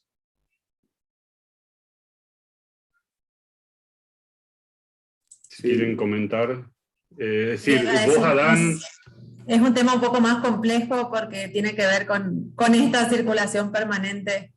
Bueno, y Adán va a explicar un poco más quizás esa cuestión de que la procedencia por ahí no es tan sencilla de establecer. Adán, ¿cómo se considera? Sí, yo con Celina hablaba de que mi identidad la considero como formoguayo. Yo nací en Paraguay, pero pasé mis primeros años desde el jardín hasta el 7º grado en Formosa. Después volví a Paraguay unos años, y recién yo aprendo el guaraní. Vuelvo y termino el secundario en Formosa. Vuelvo a Paraguay y estudio guaraní ahí. Vuelvo a Formosa y estudio psicopedagogía. Entonces, muchos compartimos ese ida y vuelta permanente, ya que estamos en zona de frontera. Y hoy, actualmente enseño en Alverde y también enseño guaraní en Formosa. Compartimos esa situación de frontera donde nos identificamos con ambos valores, estamos en ese intermedio, así como el Yopara, también entre ambas culturas, ¿no? Así que yo creo que sí, de por ahí, alguien que siempre vivió en Paraguay, un guaraní hablante, viene a hacer una entrevista, tal vez generaría un rapport diferente. Pero yo, al ser parte de la cultura, tal vez como yo me considero, como yo me autopercibo, no sé cómo lo verá el entrevistado también. Así puede influir de cierta manera eso. No sabría en qué medida, ¿no? Si se limita un poco más o No, se bueno, suelta eso es inevitable. Lo sabe Carolina como bonaerense en Corrientes, ¿no? Haciendo preguntas sobre guaraní. Normalmente esta es la cuestión de la identidad del entrevistador es inevitable, ¿no? Debe saber cómo lo maneja. Bueno, entonces estamos bien de tiempo. Quizás alguien quiera hacer una pregunta más, un comentario. Aquí vemos un bebé. Con respecto a la entrevista, qué hermoso Precioso. bebé. Sí, esto es todo un trabajo, tiene que ver, y tiene mucho que ver el tema de la presencia del entrevistador, y de hecho fue algo que se trabajó durante todos estos años, en mis inicios, al menos cuando yo planteaba una entrevista en español y en algún momento solicitaba que me contesten en guaraní, y el fracaso rotundo de ese tipo de trabajo metodológico, y a partir de ahí ir como trabajando constantemente en la entrevista en sí, en un cuestionario en guaraní principalmente, y bueno, y cómo se fue como, digamos, perfeccionando ese instrumento a lo largo del tiempo, pero de hecho que sí, que tiene influencias. No hay datos objetivos. O de datos también que se puedan obtener. Pero bueno, muchas gracias. Y ya que venimos a este tema de esta agudeza etnográfica, yo quiero hacer también un comentario sobre el trabajo de Florencia, porque ella ha presentado su trabajo desde una perspectiva etnográfica, y resaltando el valor de la etnografía, bueno, en esta política escolar y de la comunidad, de la integración de la comunidad en la escuela. Ahora yo noto que en esta exposición hay un sesgo de mostrar todo lo positivo, ¿no? Es decir, se ha mostrado todo como que unánimemente la comunidad acompaña a la escuela y unánimemente los niños hacen y hablan. Es decir, nosotros sabemos que estos procesos son de mucha negociación y donde también hay conflicto. Entonces, simplemente yo apuntaría a que esta próxima presentación que vas a hacer sobre los resultados de este libro, que lo acabas de decir, bueno, vamos a ver los resultados, los vamos a juzgar en 2 años, que recuperen todas las voces, ¿no? Es decir, que haya una polifonía y no solamente un relato exitoso, ¿no? del trabajo con la escuela, porque personalmente creo que hay que dejar ver las distintas facetas que tiene este trabajo etnográfico, donde no todo es así rosa, ¿no? Bueno, gracias, Leo. En realidad sí, bueno, yo estoy escribiendo mi tesis sobre esto y ahí intento justamente describir eh, todo el proceso desde la irrupción, por así decir, del guaraní en las escuelas y cómo generó tensiones, ambigüedades, resistencias y todo eso intento describir desde las diferentes perspectivas, ¿no? De los niños, pobladores, docentes, nosotras. Y por supuesto que, bueno, en este caso fue una elección, digamos, de tratar de mostrar por qué podría ser, por qué la considero como un dispositivo eficaz para la transmisión. Por eso intenté hacer el foco en aquellas cosas que resultaron. Pero por supuesto que son procesos largos, de tensiones, dolorosos, de discusiones, porque también, como dije, al final hay transformaciones subjetivas, que los actores empezamos a develar las historias que hay en nuestras familias con respecto a las lenguas, las maestras que después de 25 años de trayectoria, hoy me acordaba de una de las palabras que usaron los compañeros, que veía cómo su guaraní torcido le permitía desarrollar lo que para ella fue la mejor clase de su vida. Entonces, no son procesos para nada rosas, en este caso decidí como focalizar ahí, pero lo voy a tener en cuenta siempre para las presentaciones de poder dar cuenta de otras, bueno, de esto, de la Sí, resistencia, de las me parece que tensiones. se enriquece más una exposición cuando se muestran esas luchas, esos conflictos, ¿no? Pero nada, es solo un comentario al margen, me parece muy bueno lo que están haciendo. Bueno, muchas gracias. Bueno, creo que ya estamos en tiempo. Si alguien quiere hacer un comentario más, o lo dejo a Rodrigo. Gracias, Leonardo, gracias a Las y el expositor. Verdaderamente muy interesantes las mesas y muy interesante para seguir dialogando sobre esto. Tenemos para dialogar largo con esto. Así que bueno, vamos a hacer una pausa muy breve porque ya están ingresando los expositores de la siguiente mesa, que es la mesa de conversatorio. Les voy dando la bienvenida ya, vaya para Hugo, Arnaldo, por ahí estaba Mario también. Vamos a hacer una pausa muy cortita y continuamos enseguida.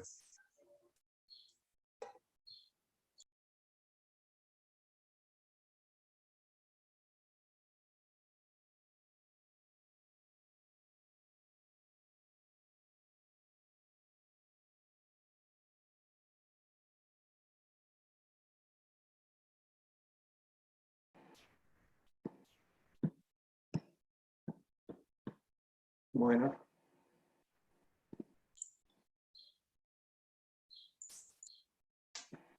Hola, Rodrigo. ¿Qué tal, Mario? ¿Cómo estás? Invité a una pausa un ratito, si querés ir mientras tanto coordinando con tus invitados antes de iniciar la mesa, ¿te parece? No te estaba escuchando porque estaba muteado. Para que me fijo, busco algo y decime que me habías dicho. Disculpen, vivo en zona rural y Tengo Sí, algunos... no hay problema. No, lo que te decía es que invité recién a una pequeña pausa como para que si querés invitar a tus invitados, vale la redundancia, a hacer algunas pruebas de sonido, compartir pantalla si tienen que compartir pantalla, Vale, como ahí, quieras, y a medida que van ingresando además. ahí ¿no? Los muchachos, Hugo, Javier estaba por ahí, José está también. Si quieren, Feliciano también está, vaya para Feliciano. El aporte Pueden ir Y por ahí te leí, me dice, pa, que pone Tereiro. ahí.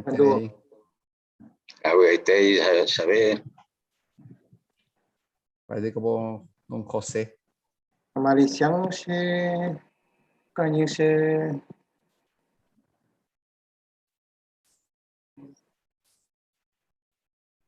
Te dejo un ratito a cargo, Mario, y enseguida me reconecto. ¿Sí? Sí, ahí me pongo a tono.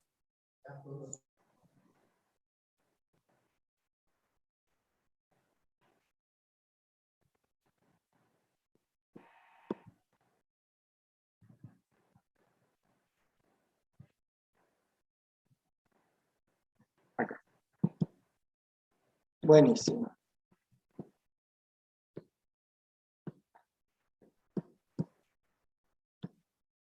Bueno, ¿cómo va la gente? Buen día. ¿Qué tal todo?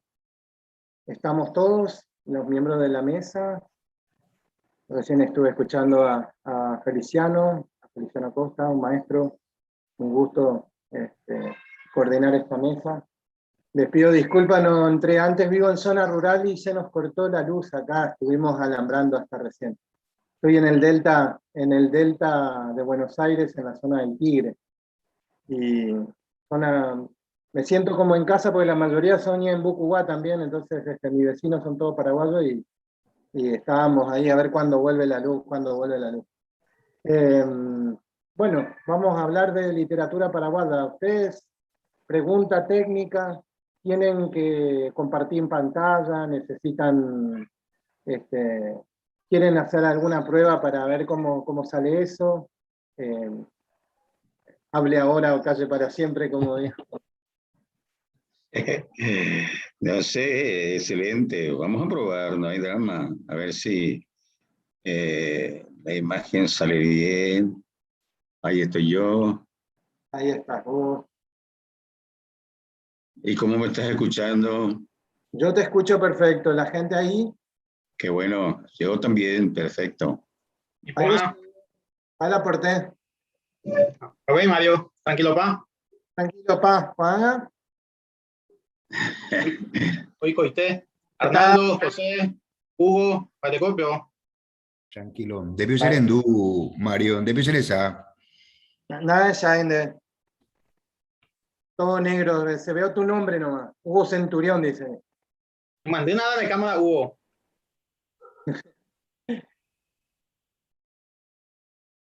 Somos todos feos, así que no hay problema,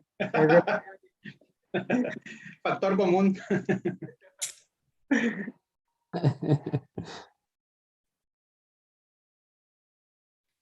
Hay un hip hop que dice entre los Debe vagos. ser hindú.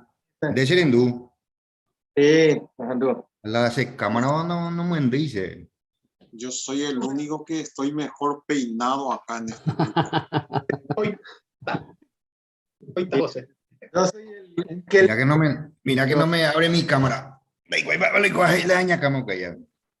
El micrófono está activo, pero la cámara... Y bueno, te vamos a escuchar nomás.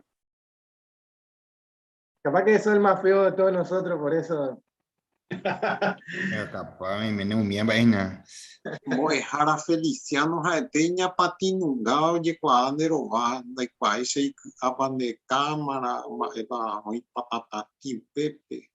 Cerezápico José. Projesaña Patinungante o Yecuadera. Ahí por ahí. Por la luz seguramente. Allá está Pepe. Vete con Pepe. Ojo, Mailao. A ver, Mario, que dice, a ver, no se puede iniciar su video porque el hospedador lo detuvo y va al hospedador. ¿Tienes nada? Operador, sí, claro. Soy Ahí cover. le digo a... Deja ahí, Rodrigo es el culpable. ahí. Oñipulutón. Dale, cúpela, Oñipulutón de Rodrigo. cámara, Hugo. Rodri, cante cara ya, no engañes la yapuela te caca. Se filtra pues el video según el grado de fealdad. Estos softwares son demasiado inteligentes ya. Los Hugo, algoritmos. Huguito, intenta ahora para activar tu video porque ya te mandé la autorización. Esa steina, Pepe ya es esa, Ahí se estaba ve al bien tu acierto.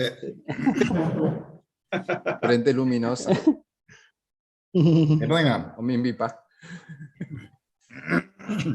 Proyectaba mucha luz, Hugo, pega la problema. Encandilado. Bueno, Mario, si querés, hago la breve presentación. Vale. Pendeguaje por ahí, ¿tiene? Los camaradas.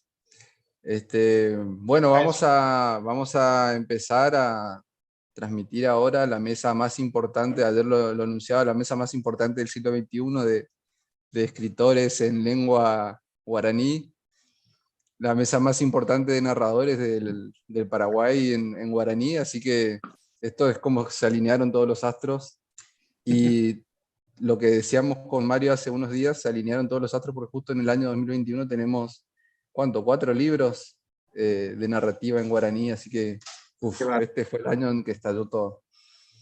Así que bueno, a continuación vamos a... Silencien sus micrófonos, muchachos. Los micrófonos. Para no interferir con el que habla. Gracias, Javier. Entonces, a continuación vamos a presentar la tercera y última mesa de conversatorios. Esta es una mesa específicamente destinada a la literatura escrita en guaraní en el Paraguay.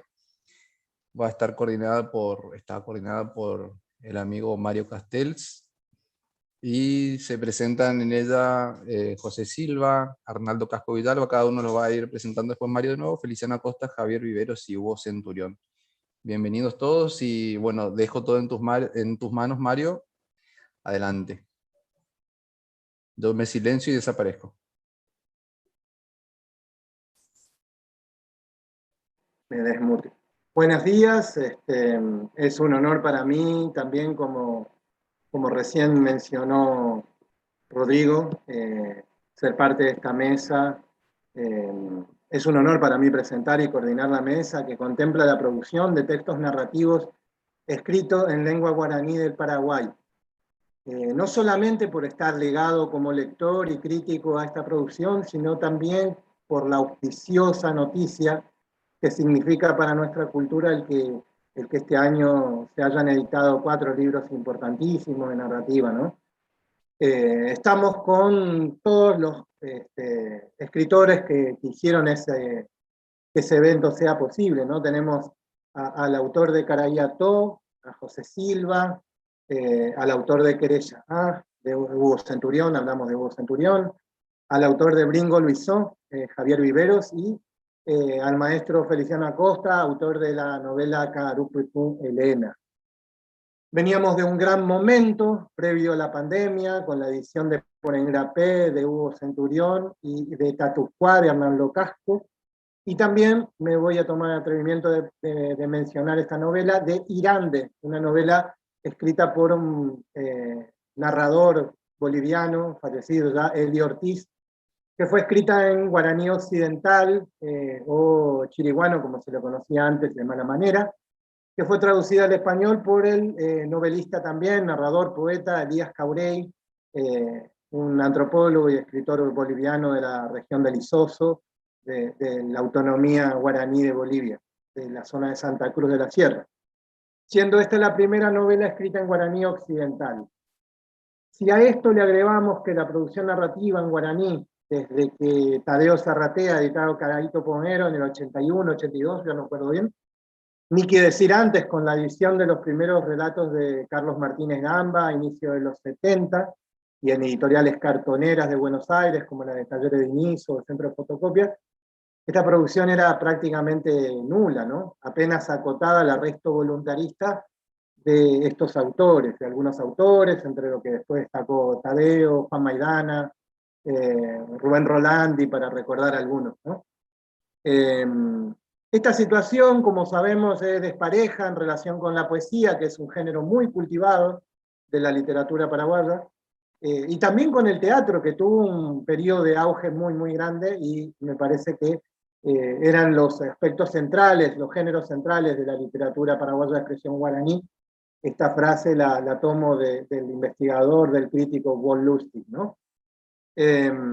Así que bueno, esta relación sigue siendo, ¿no?, bastante desigual entre la poesía y la narrativa, pero estos arrestos, estas producciones, estos libros, están dando un cambio, están generando un nuevo cambio en la literatura paraguaya de expresión guaraní, y eso marca también un punto de irrupción, digamos, dentro de la propia cultura paraguaya, digamos, con la cuestión de la normativización del idioma guaraní a partir de la oficialización, de la educación obligatoria en distintos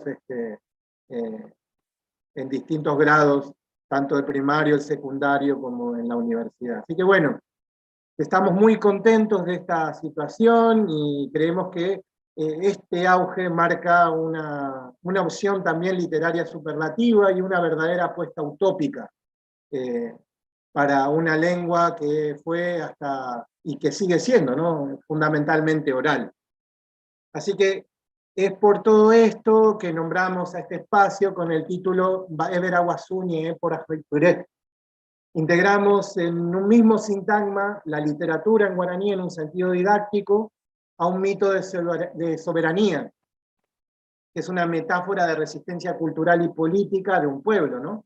Baeber Aguazú es un término mítico que mi querido amigo, fallecido en 2005, Zenón Bogado Rolón, perdón, o Tupac Guaraní, como se hizo conocer él, como poeta, traducía como nuestra cultura guaraní resplandeciente. Y me encanta porque esta resemantización no colonialista de un modo de concebir el mundo, que sigue presente en lo guaraní, que perviven nosotros los paraguayos, ¿no? A mí me gusta esta apuesta, porque recuerdo que cuando Bartolomé Meliá señalaba que era el guaraní paraguayo la lengua española del Paraguay, escribía contra la ideología mestiza y el uso en su del guaraní. Pero lejos de todo elitismo y populismo, cóncavo y convexo, creo yo, de una práctica cotidiana en muchos guaraniólogos del país, nuestra narrativa sigue construyendo su tecojá, compostando, reforestando donde hay que reforestar. Porque como bien sabemos, y esto lo dicen los campesinos, mando un saludo a mis amigos de Colonia Triunfo, de la comunidad del Triunfo, tecoa uva da ipori teco, sin tecoa no hay teco, sin comunidad no hay vida. Así que bueno, nada, vamos a pasar a presentar fundamentalmente a los escritores que van a formar parte de esta mesa. Yo me voy a colocar a mitad del registro de la mesa porque voy a participar no como expositor y como crítico de mi propia obra o como conversatorio, digamos, hablando sobre mi propia obra, sino sobre la obra del precursor de la literatura paraguaya para mí en guaraní, que es Carlos Martínez Gamba. Yo estoy becado por la Biblioteca Nacional Argentina en un proyecto de investigación que toma como objeto la vida y la obra de Carlos Martínez Gamba, así que voy a hablar sobre este gran escritor, poeta, narrador, etnólogo, guaireño, nacido en Santa Librada, y la repercusión que está tomando su obra y su vida en el marco de la cultura también argentina, porque es una propuesta también de la cultura argentina reivindicar la obra de Carlos Martínez Gamba, y me parece sumamente pertinente para el guaraní y para toda nuestra cultura que eso se produzca. Así que bueno, ahora voy a pasar a mencionar a los compañeros que van a ser parte de la mesa. Vamos a empezar con el compañero José Silva. José Silva nació en 1965 en la localidad de Exupó, distrito de San Miguel, departamento de Misiones, Paraguay. Culminó sus estudios primarios en su comunidad natal y su educación secundaria en la ciudad de San Juan Bautista de Misiones. Desde muy joven se dedicó a la educación de jóvenes rurales. Posee el título de profesor en lengua guaraní otorgado por el IDELWAP, Instituto de Lingüística Guaraní del Paraguay, de Encarnación, y también el título de licenciado en Pedagogía con énfasis en Educación Idiomática por la Universidad Católica de Itapúa. En el año 2008 obtiene el título de Magíster en Lengua y Cultura Guaraní otorgado por el Ateneo de Lengua y Cultura Guaraní de la ciudad de Fernando de la Mora, Paraguay.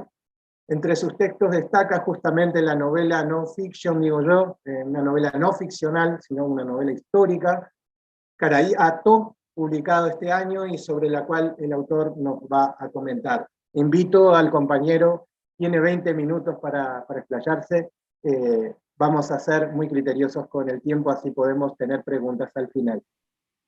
José. Buenos días, Maísa Pa. Estoy muy agradecido por la invitación y 20 minutos es suficiente para hablar de Caraí Ato, una novela corta. Bueno, nace Caraí Ato en Misiones, lugar de relato.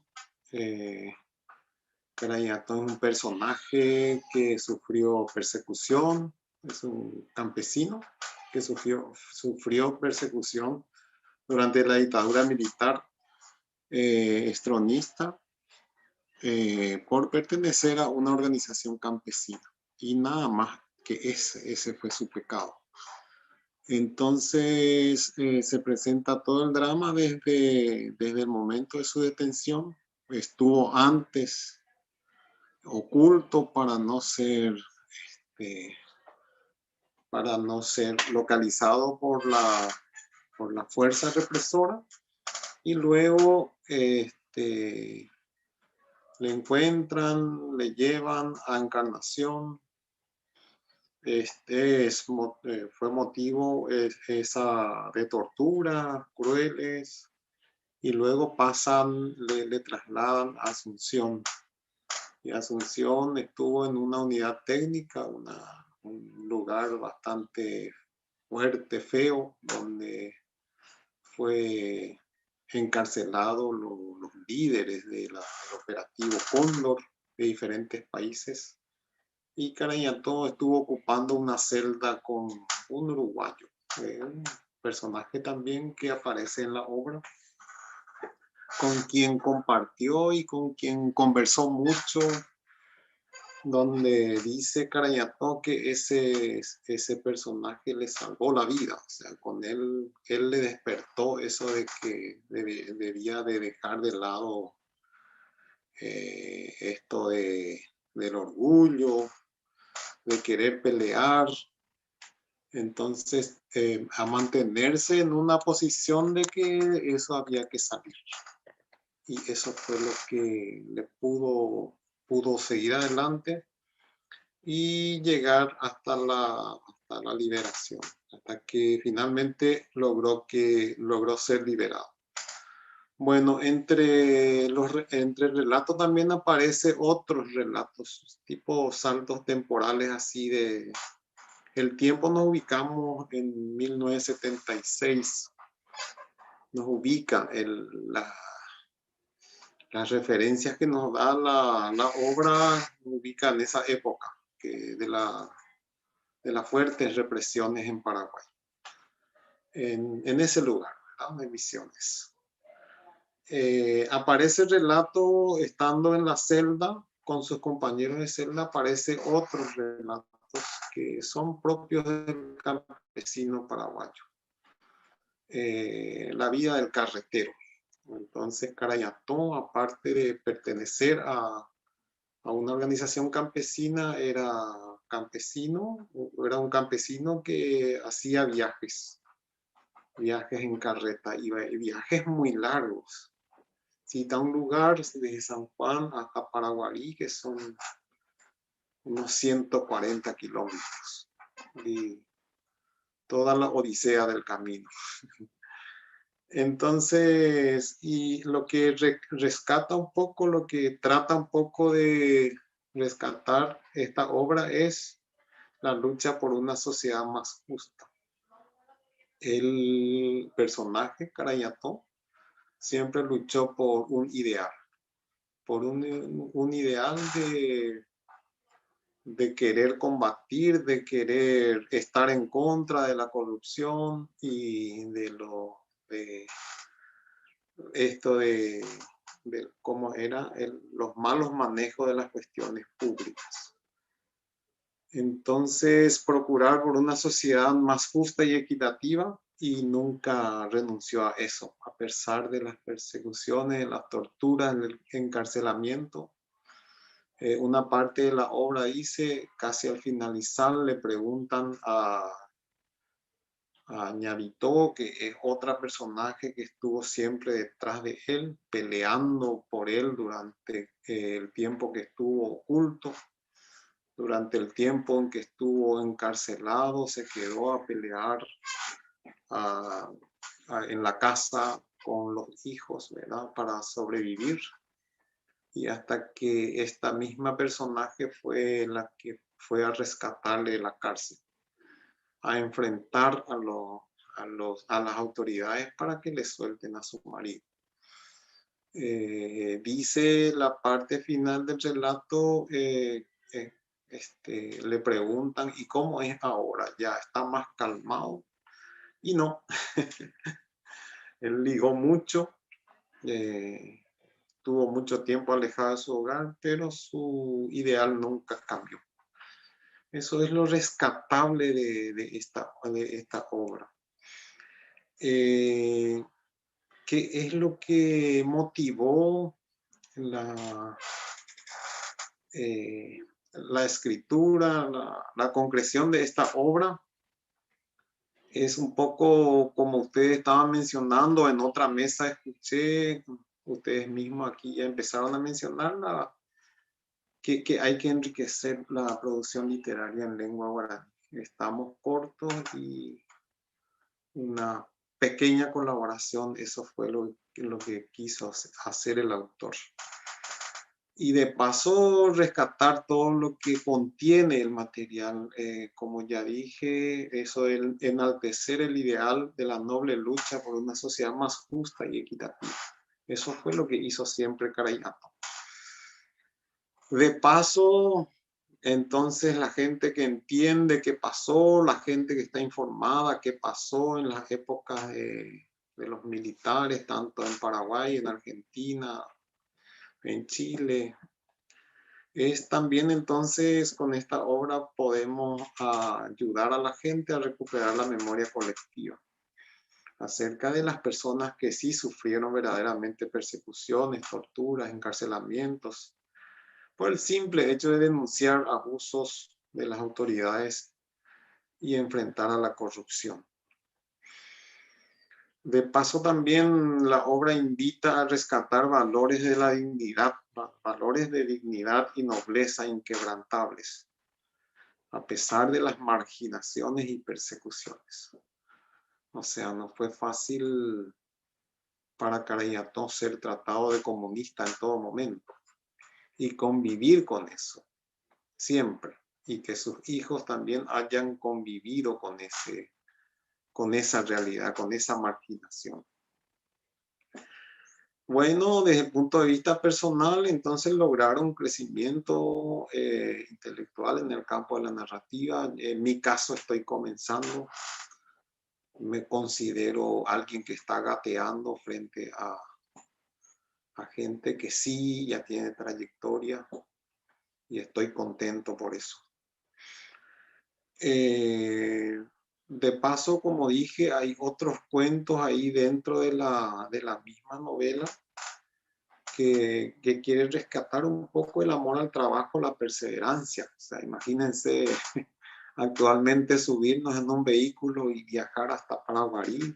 Lleva mucho tiempo. Uno dice, te estresa el camino por la condición de la ruta. Imagínense, ellos venían en carreta todo ese trayecto. Carreta con 3 yuntas de bueyes. También valorar el papel de la mujer en el sostenimiento del hogar y apoyo incondicional a en la lucha de nobles ideales. Yavitó estuvo siempre cerca de Carayapa y nunca se arrodilló tampoco frente a los abusos.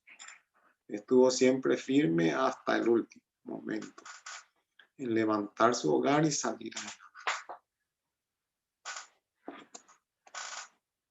Eso, Mario Castel dijo, calificó como no ficción, y eso en realidad es así, porque la obra está basada en un hecho real. En todo momento está la veracidad, la exactitud de los eventos, o sea que totalmente comprobable. Las personas se presentan como ficción, los hechos se presentan como ficticios, las personas, los hechos como ficción, pero escarbando un poco eso se puede llegar a la verdad. La simplicidad, la claridad, la franqueza están siempre presentes en la obra, en toda su extensión. Y la provisión de la información es totalmente directa y por lo tanto Mario Castel no está equivocado al calificar la obra como no ficción.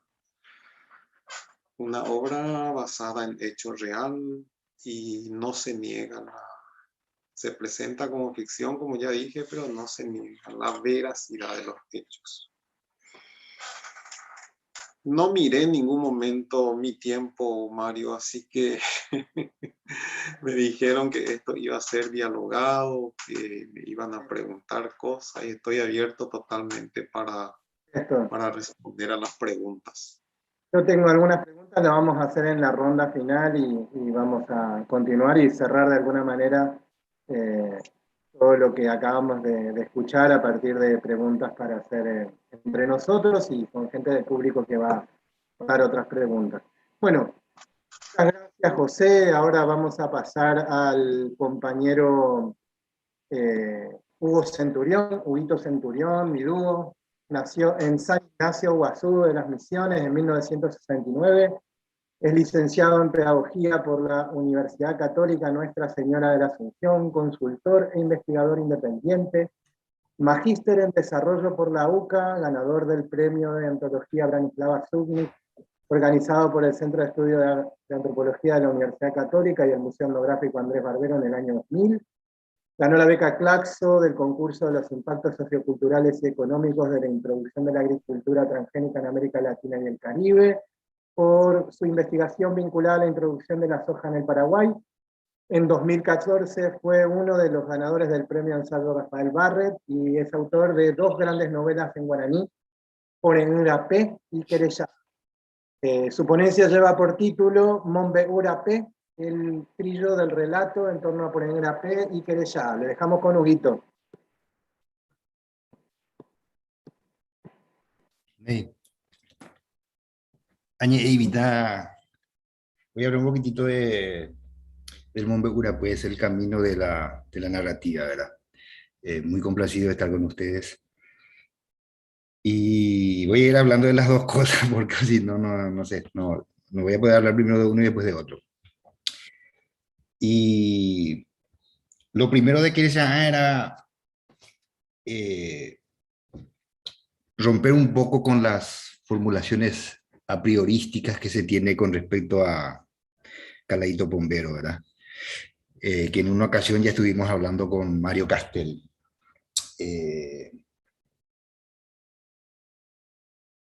Romper un poco con esa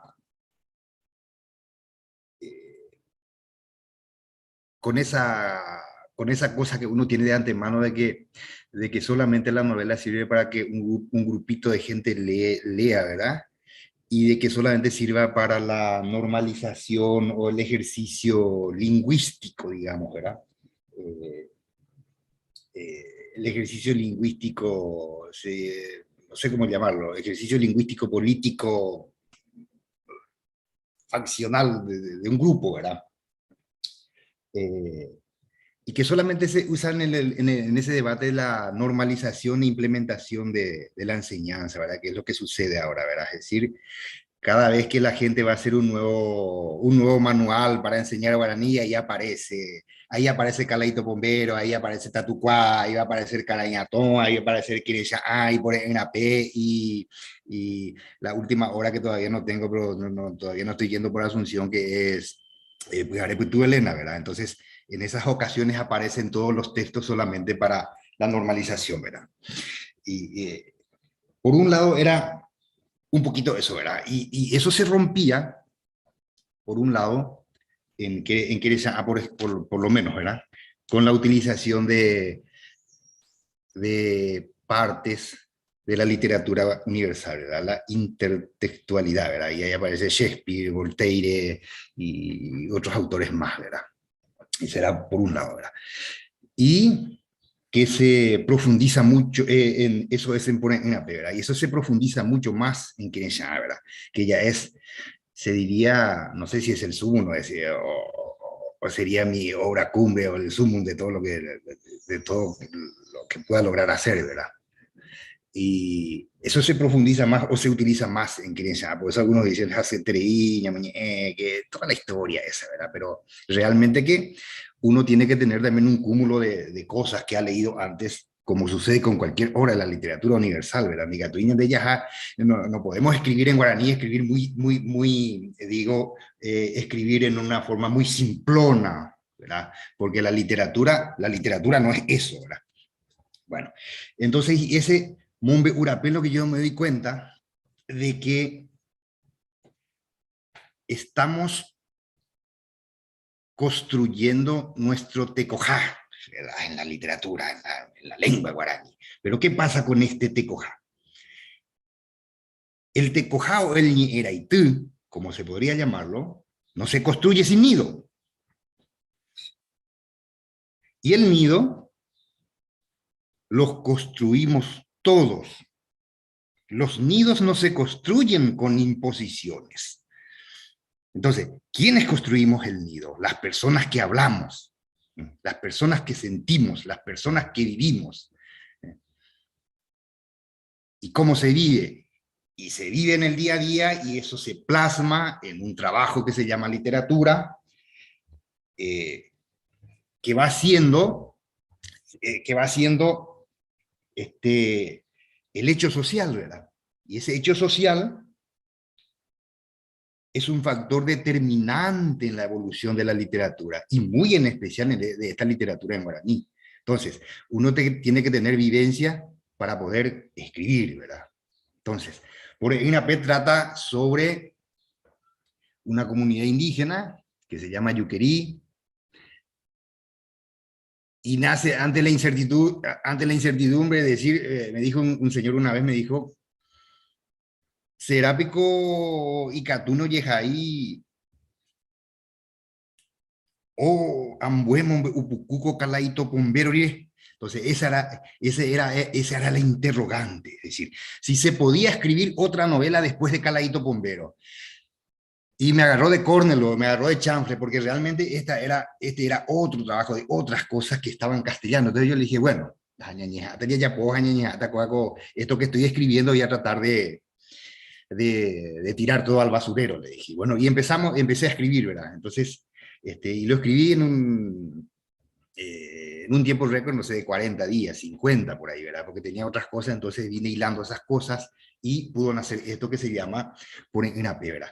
Entonces era un poco eso. Entonces romper después de... Stroessner cayó después de 35 años. Es decir, Calaito Pombero no cayó después de 35 años, sino que después de 35 años tiene un compañero, quien tenía que caminar con él, para que no ande ahí por ahí solito Calaito Pombero. Entonces, esa fue la intención, ¿verdad? Y así nació Buena Inape, ¿verdad? Que que trata sobre la comunidad indígena, tiene mucho o poco de,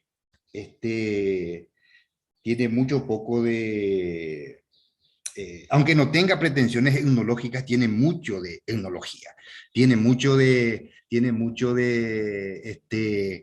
Algura Putá, que no debería ser ese el nombre, ¿verdad? Sino debería de ser Alguna Putá, según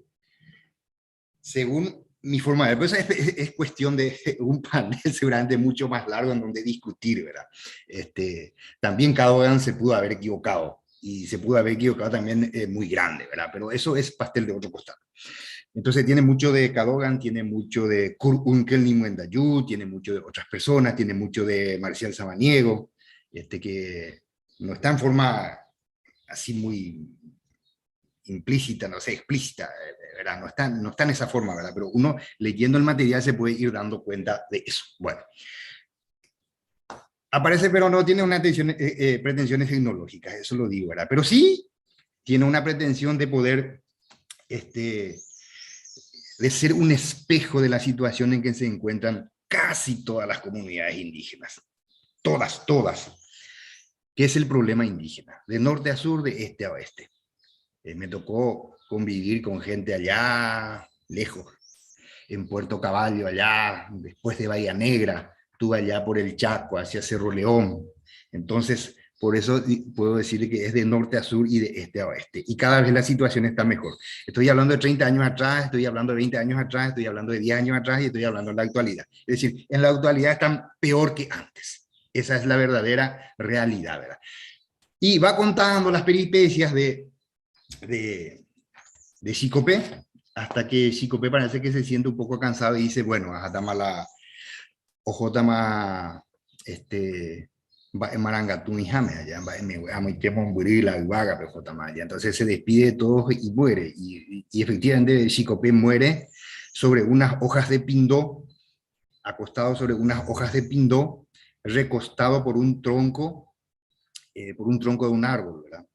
En una pequeña choza que no sobrepasaba los 2x2, una pequeña choza de Tacuapí, y va al cielo y va pasando los estados que tiene que pasar hasta llegar dentro de esa casa en donde está el Marangatú, ¿verdad? Y eso es lo que va contando, ¿verdad? Ahí al final, ¿verdad? Y va y ahí termina la novela, ¿verdad? Ese es por un lado. Bueno, y después aparece otra incógnita. Y dice, la otra incógnita dice, ¿será que una misma persona puede escribir 2 novelas en guaraní? Y la respuesta era, no sé, porque eso podía hacerlo o Tadeo Zarratea, o podía hacerlo Arnaldo Casco, o podía hacerlo Hugo Centurión. Ahora somos más muchos, ahora puede ser José Silva, o puede ser el maestro. Entonces, Feliciano Acosta. Entonces, esa era la incógnita, si una misma persona podía escribir 2 novelas.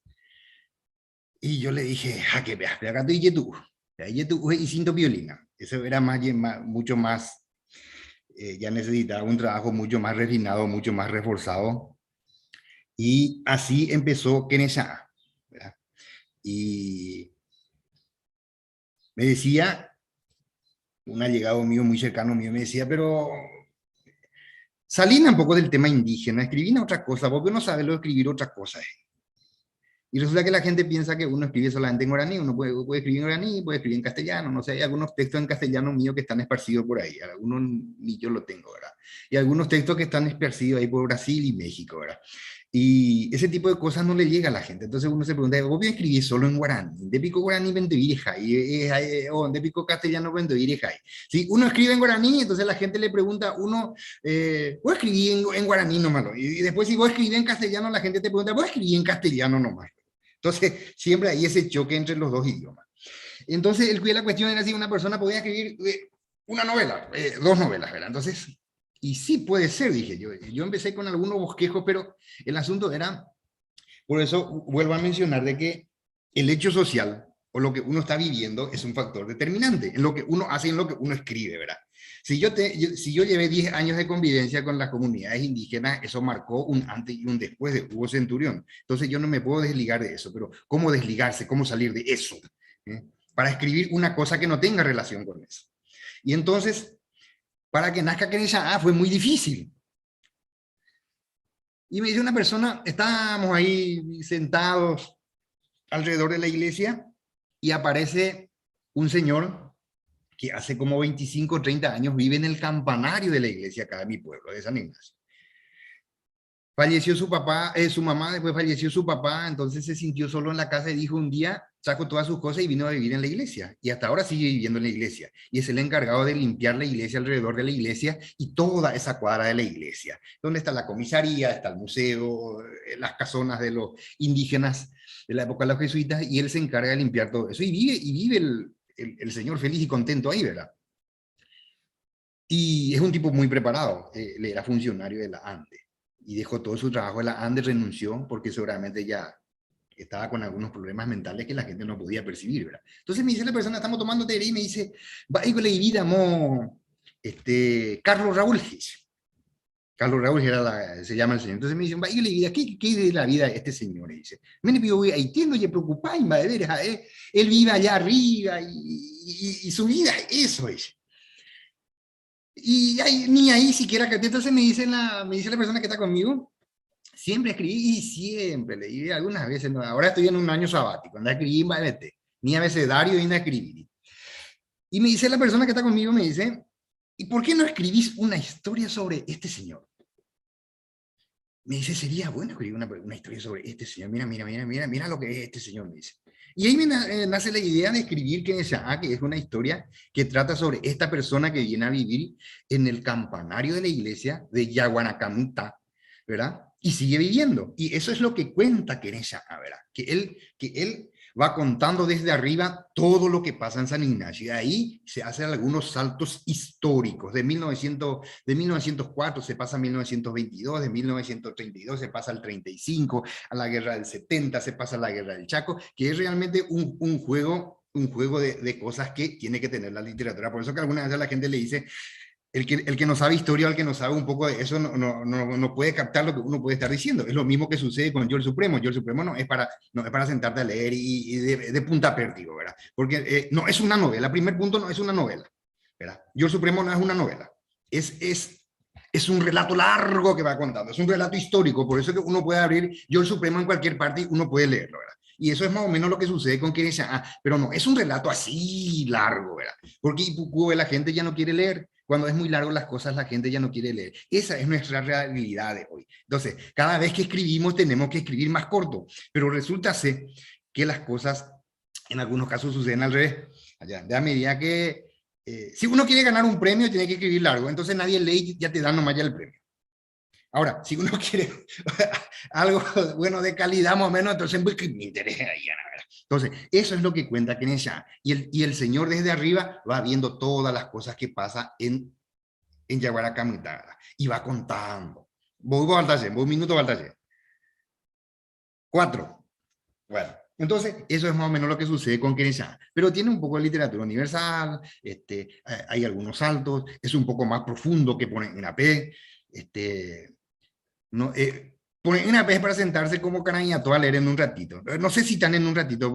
Carañató un poquito más cortito, ¿verdad? Se puede leer en un rato, ¿verdad? Pero ponen, capaz que en un día, pues, Carañató ya le para imaginar, pero ponen una vez capaz de las 2 días, ¿verdad? Pero con Kenesa'a, si uno quiere hacer un análisis profundo y quiere entender todo lo que pasa, no puede suceder eso en 1 o 2 días. Es lo que estoy diciendo, es lo que sucede con el Ulises de Joyce o Yo el Supremo, ¿verdad? Ese tipo de lectura, ¿verdad? Que uno no puede sentarse a leer y pretender sentarse y hoy leo todo. Eso es imposible. Bueno, entonces, estamos en ese Monbe Urape, ¿verdad? Y ese nido, yendo otra vez al meollo de la cuestión, ese nido los construimos todos. Por eso yo no estoy muy de acuerdo con las imposiciones que algunos quieren hacer, ¿verdad? Entonces, esa es mi posición, esa es mi postura, tendré mis detractores, no mis detractores, ¿verdad? Entonces, y la intención es seguir apostando por la literatura, seguir enriqueciendo la literatura, seguir escribiendo en guaraní. No sé si escribimos bien o mal, yo no sé si escribo bien o mal, esa ya es otra cosa, ¿verdad? Entonces, y seguir enriqueciendo, y que esto que escribimos sirva también para enriquecer para otras lenguas, ¿verdad? El día de mañana seguramente que algunos de nuestros trabajos van a aparecer en un trabajo en castellano, ¿verdad? Como sucede con algunas novelas ya que he visto, ¿verdad? Se escriben en castellano, pero tienen mucho de guaraní. Por ejemplo, El mosto y la quereza de Mario Castelo, o el Humo de, no recuerdo quién es esa escritora ecuatoriana, Humo, que también tiene mucho de guaraní, ¿verdad? Y me alegra muchísimo. He visto también otra obra que no me viene en mente, pero lo leí y he visto que tiene mucho de guaraní y me llenó de satisfacción, ¿verdad? Principalmente de parte de un argentino que venga, eso es muy loable, ¿verdad? Y no sé, hasta ahí lo que puedo para darle oportunidad a otro, porque el tiempo pasa. Muchas gracias, Hugo. Después vamos a completar con preguntas algunas cuestiones que dejaste apuntadas en tu exposición. Vamos a seguir con el compañero Arnaldo Casco Villalba. Lo presento. Arnaldo Casco nació en la pequeña compañía Colonia Agustín Molas, distrito de Borja, Guairá, Paraguay, en 1985. Es licenciado en Letras por la Facultad de Filosofía de la Universidad Nacional de Asunción. Licenciado en Lengua y Cultura Guaraní por el Ateneo de Lengua y Cultura Guaraní, locutor radial y televisivo por la Escuela Municipal de Locución del Instituto Municipal de Arte de Asunción. Es académico correspondiente de la Academia de la Lengua Guaraní, jefe del Departamento de Comunicación Institucional de la Secretaría de Políticas Lingüísticas y corrector del diario impreso La Nación. En 2017 publicó la novela en guaraní Tatucuá.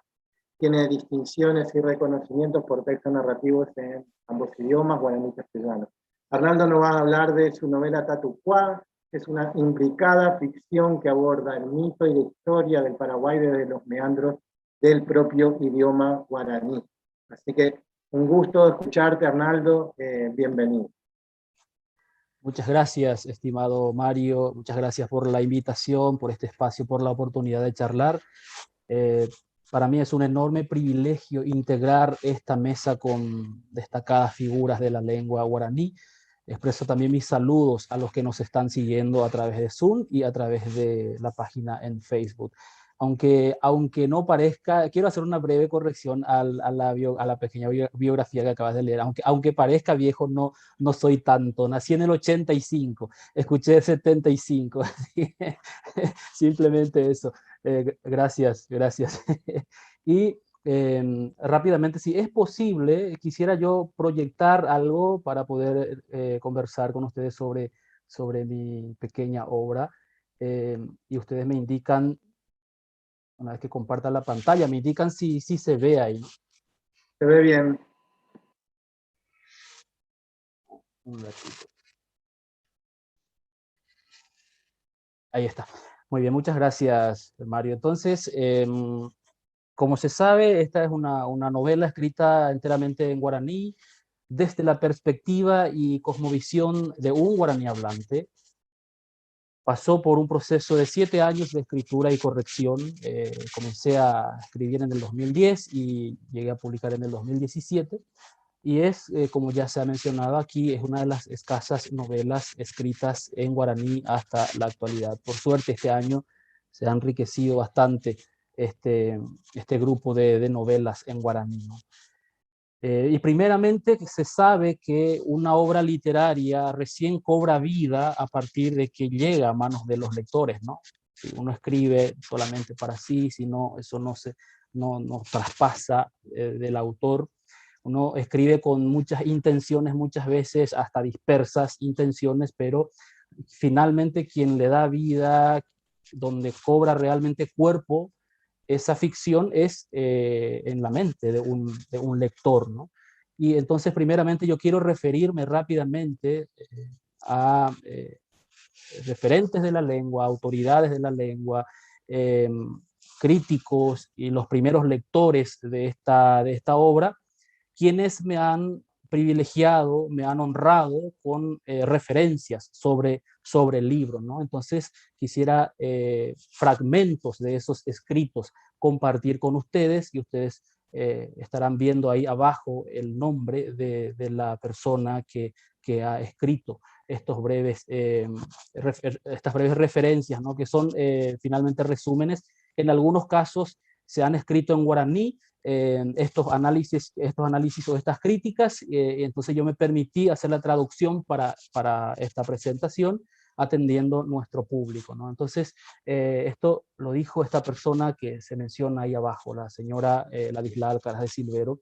El texto plantea desafíos al lector, dice, principalmente a la hora de ir uniendo los hilos temporales de la trama.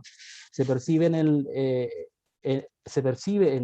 el texto estilo del autor, se percibe en el estilo del autor influencias del gran escritor paraguayo Augusto Roa Bastos. En el texto se refleja correcto uso de la lengua guaraní. Como uno de los principales recursos bien aprovechados aparecen las imágenes visuales logradas con las historias narradas en la obra. Y lo dice en guaraní, Yahesapá umi oñemombeúa. También se ha hecho referencia a la obra diciendo, así Tatucuá inicia en guaraní los relatos múltiples que refleja una similitud con el estilo narrativo de Augusto Roa Bastos en castellano. De esta forma, las historias y temáticas planteadas nos transportan a la vez a varios sitios y tiempos. La obra nos demuestra que un aspecto importante de nuestra lengua está tomando su propio camino tras un prolongado silencio. Nos demuestra que recién ahora se va posicionando y ocupando el sitial que siempre mereció, así como soñaron grandes referentes. Ojesaucañan debe coan ae guaraní y puendaja otnaromaja umi haijara ima oipotajahueise. La novela toma como protagonista al paraguayo que nace y vive en guaraní. Así refleja sus penas, tristezas y la dura vida que le toca enfrentar, como desde esa difícil posición busca la manera de salir adelante, tiene sueños, es solidario con los demás y goza de un profundo conocimiento empírico. Esta obra nos refleja, habla de nuestros conflictos existenciales, de la muerte, que puede ser más vida, y una vida que puede parecer más a la muerte, dice esta persona. Desde el inicio de la obra, el suspenso y la curiosidad se apoderan del lector. Así acelera el interés de avanzar con la lectura para responder las incógnitas que va dejando cada historia y descubrir sus conexiones en la trama. Ilusiona al lector con la claridad de los hechos relatados para al instante volver a introducirlo en un laberinto que no lo dejará tranquilo hasta volver a desenmarañar el enigma, recurso aprovechado en toda la obra, dice esta persona. Desde el inicio de la obra me vi reflejada en ella como campesina. Le vi a mis padres y a mis abuelos. Habla de las cualidades de un médico empírico, de la niñez en el campo, la tradicional celebración del casamiento, la vida en el cuartel, el amor a escondidas, el rapto de la mujer, el desarraigo, la migración del campo a la ciudad, el alcoholismo, la infidelidad, la vida de sufrimiento, el nacimiento, la muerte, la resurrección. Son algunos temas encontrados en la obra, la referencia que hace esta persona que ha leído y analizado la obra. Su estructura narrativa quebrada nos orilla a rasgar historia tras historia hasta una gran profundidad a pesar de sus escasas páginas. Si hablamos de intensidad, apenas estaríamos asomando a lo que significa expresar los sentimientos en guaraní, y más todavía en una novela en que las inquietudes principalismo, reflejando la cosmovisión y el sentir de todos los ancestros que dieron origen al idioma guaraní con las imágenes que estos emplean para expresarse. Tatucuá es una novela que al leer incita al suspenso, la emoción, la risa, a ver el amor, la pobreza y la riqueza, invita a rememorar la historia nacional e internacional y a palpar la sociología del lenguaje que subyace en el argumento de la obra. Lo dice María Georgina González. Miguel Arias dice en Tatucuá, aparte de todas las riquezas culturales, podemos apreciar y disfrutar de la buena utilización de los recursos técnico-narrativos. Al respecto, podríamos agregar que nos introduce dentro de una estructura quebrada, que metafóricamente se puede comparar a un rompecabezas o al tan imaginado laberinto de palabras y signos con los que soñó alguna vez un escritor famoso. Y el señor Javier Viveros nos acompaña también esta mañana. Él me ha privilegiado también con una crítica a mi obra, y en una parte dice: Tatucuá no es tan solo una muy buena novela en guaraní, es una muy buena novela a secas. La prosa, no exenta de poesía, de que hace gala la obra, recurre a un gran despliegue de recursos retóricos. Hay una multitud de imágenes sensoriales, de metáforas, aliteraciones, comparaciones simples, verbigratia, o cuñá y membupete y mi manovaisa, descripciones y adjetivos que son verdaderos hallazgos. Se evidencia conocimiento del género. No son pocas las técnicas de las que se vale el narrador para introducir voces y otros elementos intercalares, como la poesía, al seno del discurso novelístico. Y ahora, brevemente, no es fácil, por supuesto, hablar de uno de su propia obra, y no tiene mucho sentido tampoco hablar de las intenciones que uno haya tenido, sino, como había mencionado, ¿verdad?, de cómo lo toma el lector y quien se toma ese tiempo de analizar y de criticar, ¿verdad? Pero humildemente, ¿cuál fue mi intención y a dónde yo apunté cuando inicié a escribir esta obra? Tuve como motivación principal y como contenido, se maneja o se propone un rescate lingüístico cultural del mundo oral, rural. Asimismo, trata de apostar a temáticas, escenas y escenarios, técnicas y recursos literarios que podrían ser relativamente innovadores en la novelística o en la narrativa guaraní. La obra, dentro de su naturaleza de ficción, se construye en una constante mezcla entre lo verosímil y el mito, un mito creado en la novela, Tatuyarui. Se adopta para utilizar elementos reales e imaginarios del exótico animal, además de instalar una aparente confusión en la posible interpretación del título, que a todas luces es polisémico. El realismo mágico es uno de los recursos que se intentó explotar en la narración, puesto que gran parte de las ideas ficticias presentadas son asumidas como hechos reales por los protagonistas, verdaderos, entre comillas, de la historia ficcionalizada. Se intentó relatar desde varias perspectivas y voces narrativas, en tiempos circular, quebrado, convencional y relativo, en relatos lineal, paralelo, enmarcado, múltiple, superpuesto, etc. La historia, el mito, la religiosidad, superstición, escepticismo, ateísmo, relativismo moral, vida del campo, denuncia social, costumbres y tradiciones, amor, odio, rencor, resentimiento, venganza, desarraigo, discriminación, pérdida de identidad, sabiduría popular, quizás sean algunos de los temas que se intentó abordar en la novela. Y por último, con Tatucuá, yo intenté demostrar que la lengua y la cultura guaraní cuentan con todos los elementos necesarios para la construcción de una obra literaria moderna, extensa, polisémica, en la que se imprimen los recursos narrativos, literarios y temáticos más variados. Ahuillébete, muchas gracias.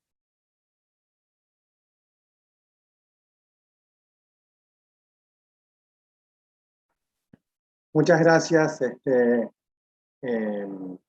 Arnaldo, por tu exposición. Estoy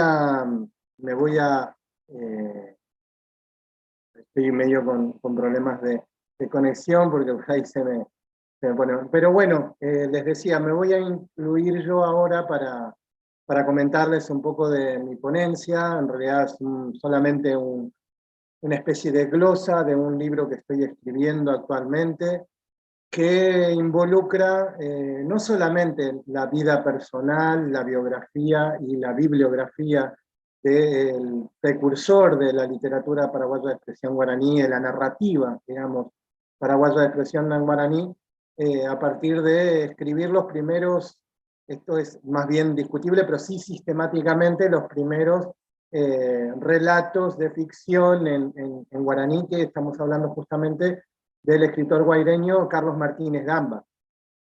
Voy a empezar por la razón que me llevó a investigar a Carlos Martínez Gamba. La primordial, digamos, es el exilio de mis padres, ¿no?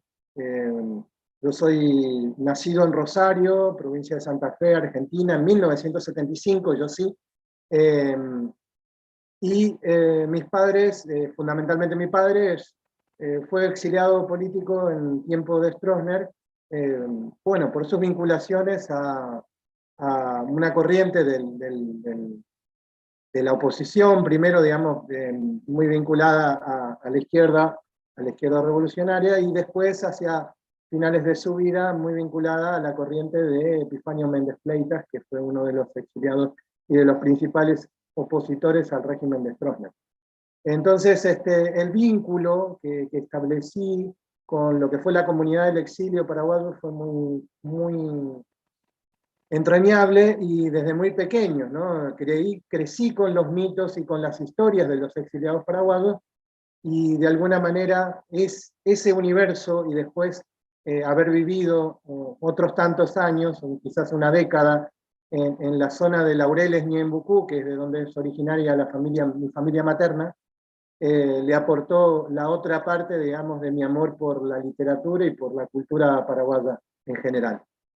Entonces, decía, esta comunidad del exilio hizo que nos conociéramos fundamentalmente entre los escritores, artistas, intelectuales, músicos, que pululaban por estos circuitos, digamos, que estaban integrados por centros culturales, casas paraguayas, centros paraguayos, etcétera, etcétera, lugares de residentes de pueblos, eventos como los torneos de fútbol de los pueblos, que integraban, digamos, esta sociabilidad de los paraguayos en el exilio.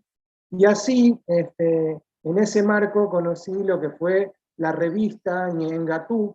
Era la revista, y es la revista, creo aún, que dirigía el hijo de Epifanio Méndez Fleitas, que se llama Epifanito, en donde su hija, su hermana en este caso, la hija de Epifanio, tenía un rincón literario que era el rincón literario de Ñengatú. Estamos hablando de Teresa Méndez Fay.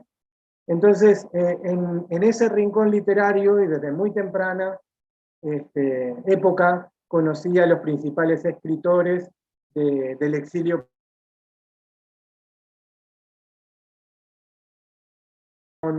a Rubén Rolandi, a Carlos Martínez Gamba, a Ramón Silva, a Susi Delgado, todo lo que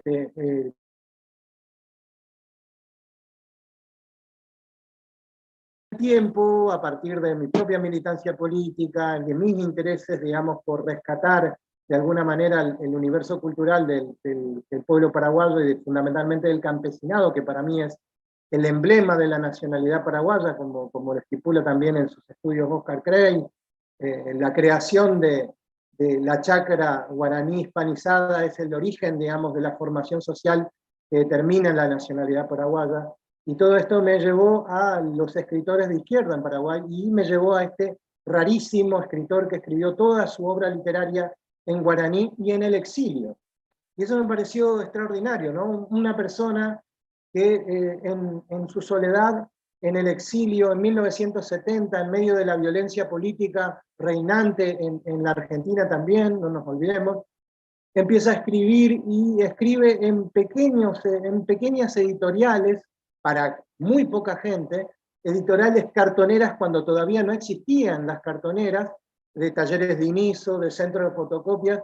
Empieza con Puyainxi, su primera gran obra, una obra poesía épica, en verso, que trata, digamos, uno de los emblemas de la oratura popular paraguaya, los casos de Puyay, ¿no? Los casos de Puyainxi, que ya están estipuladas también, digamos, en la colección de relatos por Cadogan, en Guaira Talpul, también en Ramiro Domínguez, en sus recopilaciones antropológicas en el Valle de la Loma y Culturas de la Selva, también en las mismas Caso Ñemombeú, que narran todos nuestros parientes, a la noche antes de dormir y se cuentan casos de espantos o casos de Perurimao, casos del Pushani, etcétera, etcétera. Entonces, a partir de recopilar estas distintas vertientes de la literatura, estos distintos espacios de sociabilidad de la literatura, fue que empecé a investigar la literatura paraguaya de expresión guaraní, y fundamentalmente la obra de Carlos Martínez Gamba, ¿no?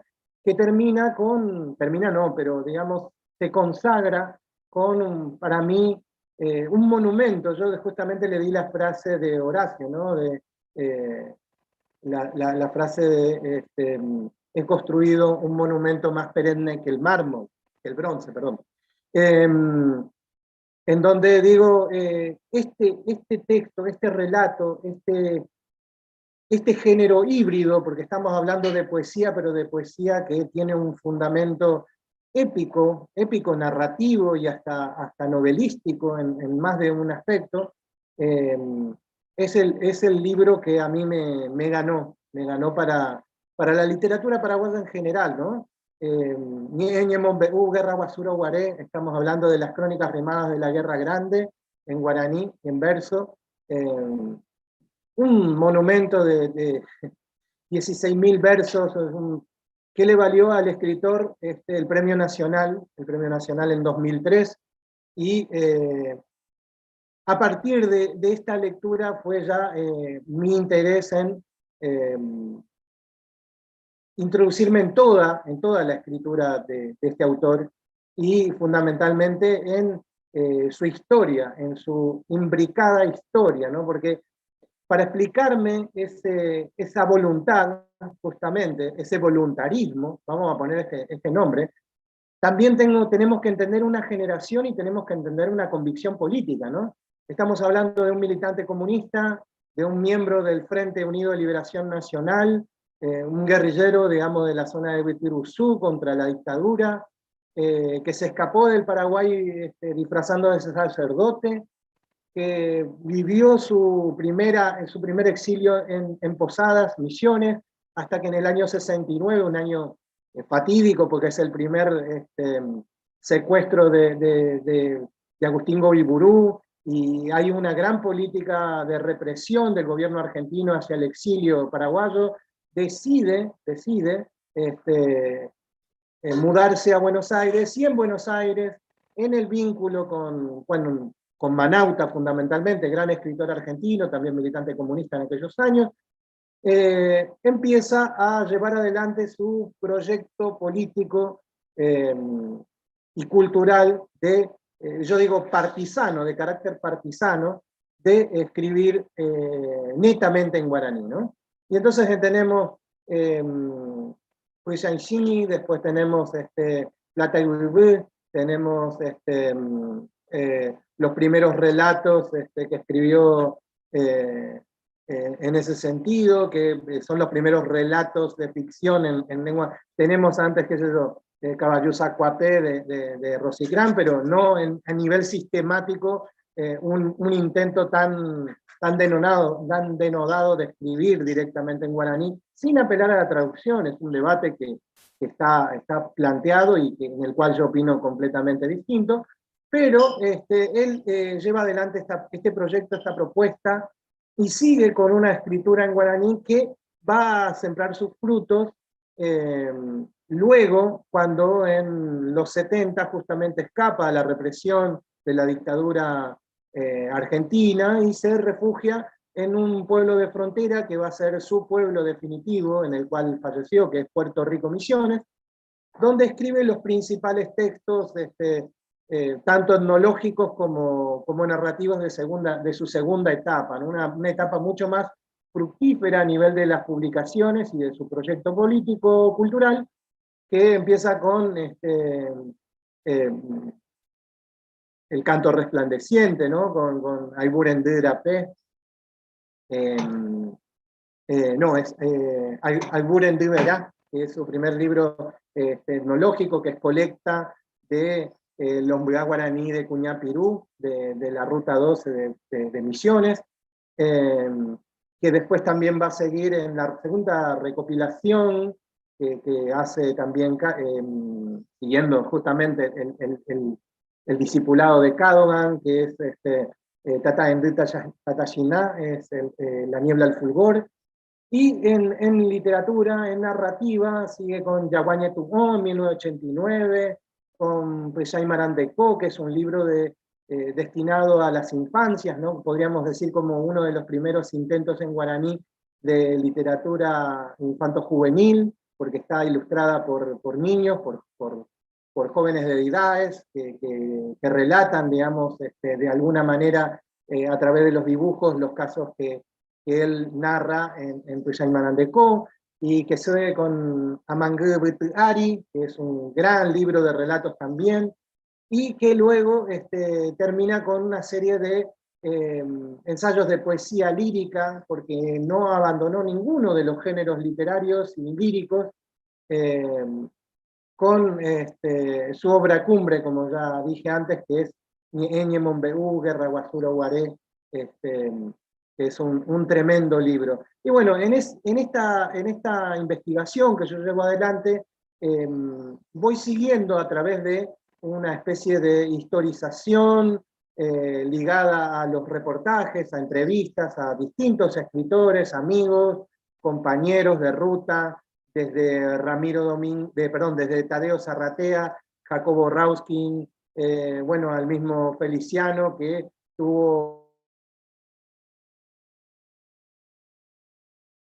de publicar por primera vez sus textos, tanto poéticos como narrativos, en la revista Ñemitl, y que fue quien entabló vínculo a partir de tanto él como Tadeo Zarratea con Carlos, y a través de su hermana, de Norita, dieron a conocer al público paraguayo de aquellos años, que era un público que estaba amordazado por la dictadura, la obra de Carlos Martínez Gamba. Bueno, hay mucho informe, mucho trabajo de reconstrucción histórica, muchas horas de entrevista, mucho trabajo de traducción, porque estoy escribiendo un libro para el público y la cultura argentina, pero también hay un gran trabajo mancomunado y de mucha ayuda. Yo quería agradecer en ese sentido a la hija del escritor Amauta, a Leticia Mauta, también ella escritora, que de alguna manera me abrió,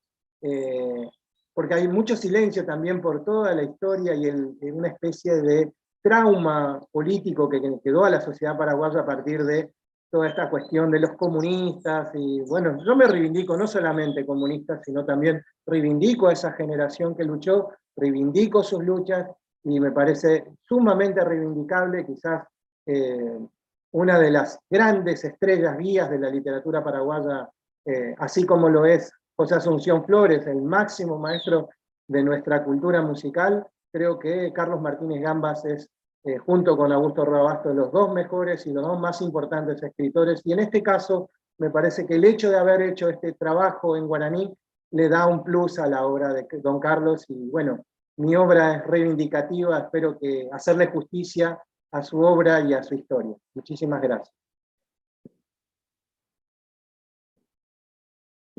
Bueno, ahora vamos a pasar a presentar a mi compañero, amigo, a mi querido amigo Javier Viveros.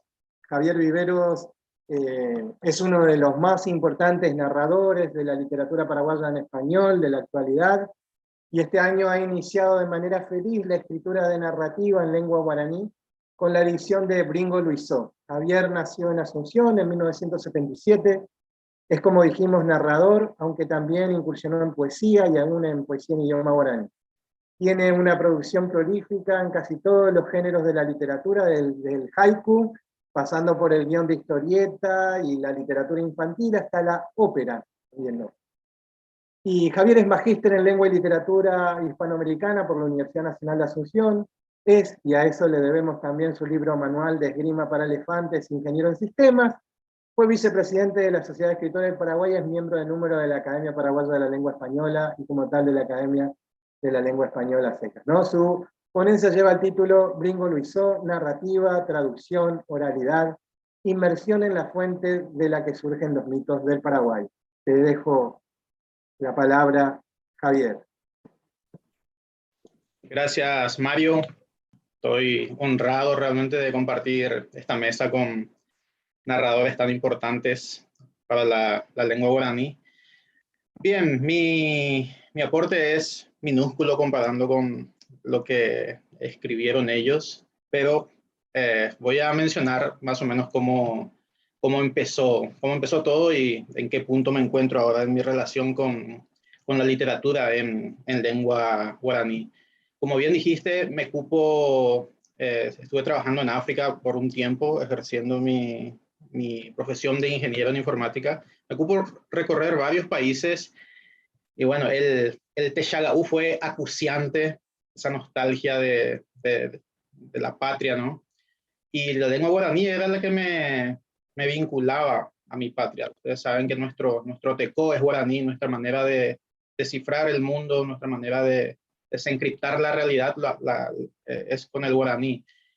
Y se me ocurrió escribir ñenga.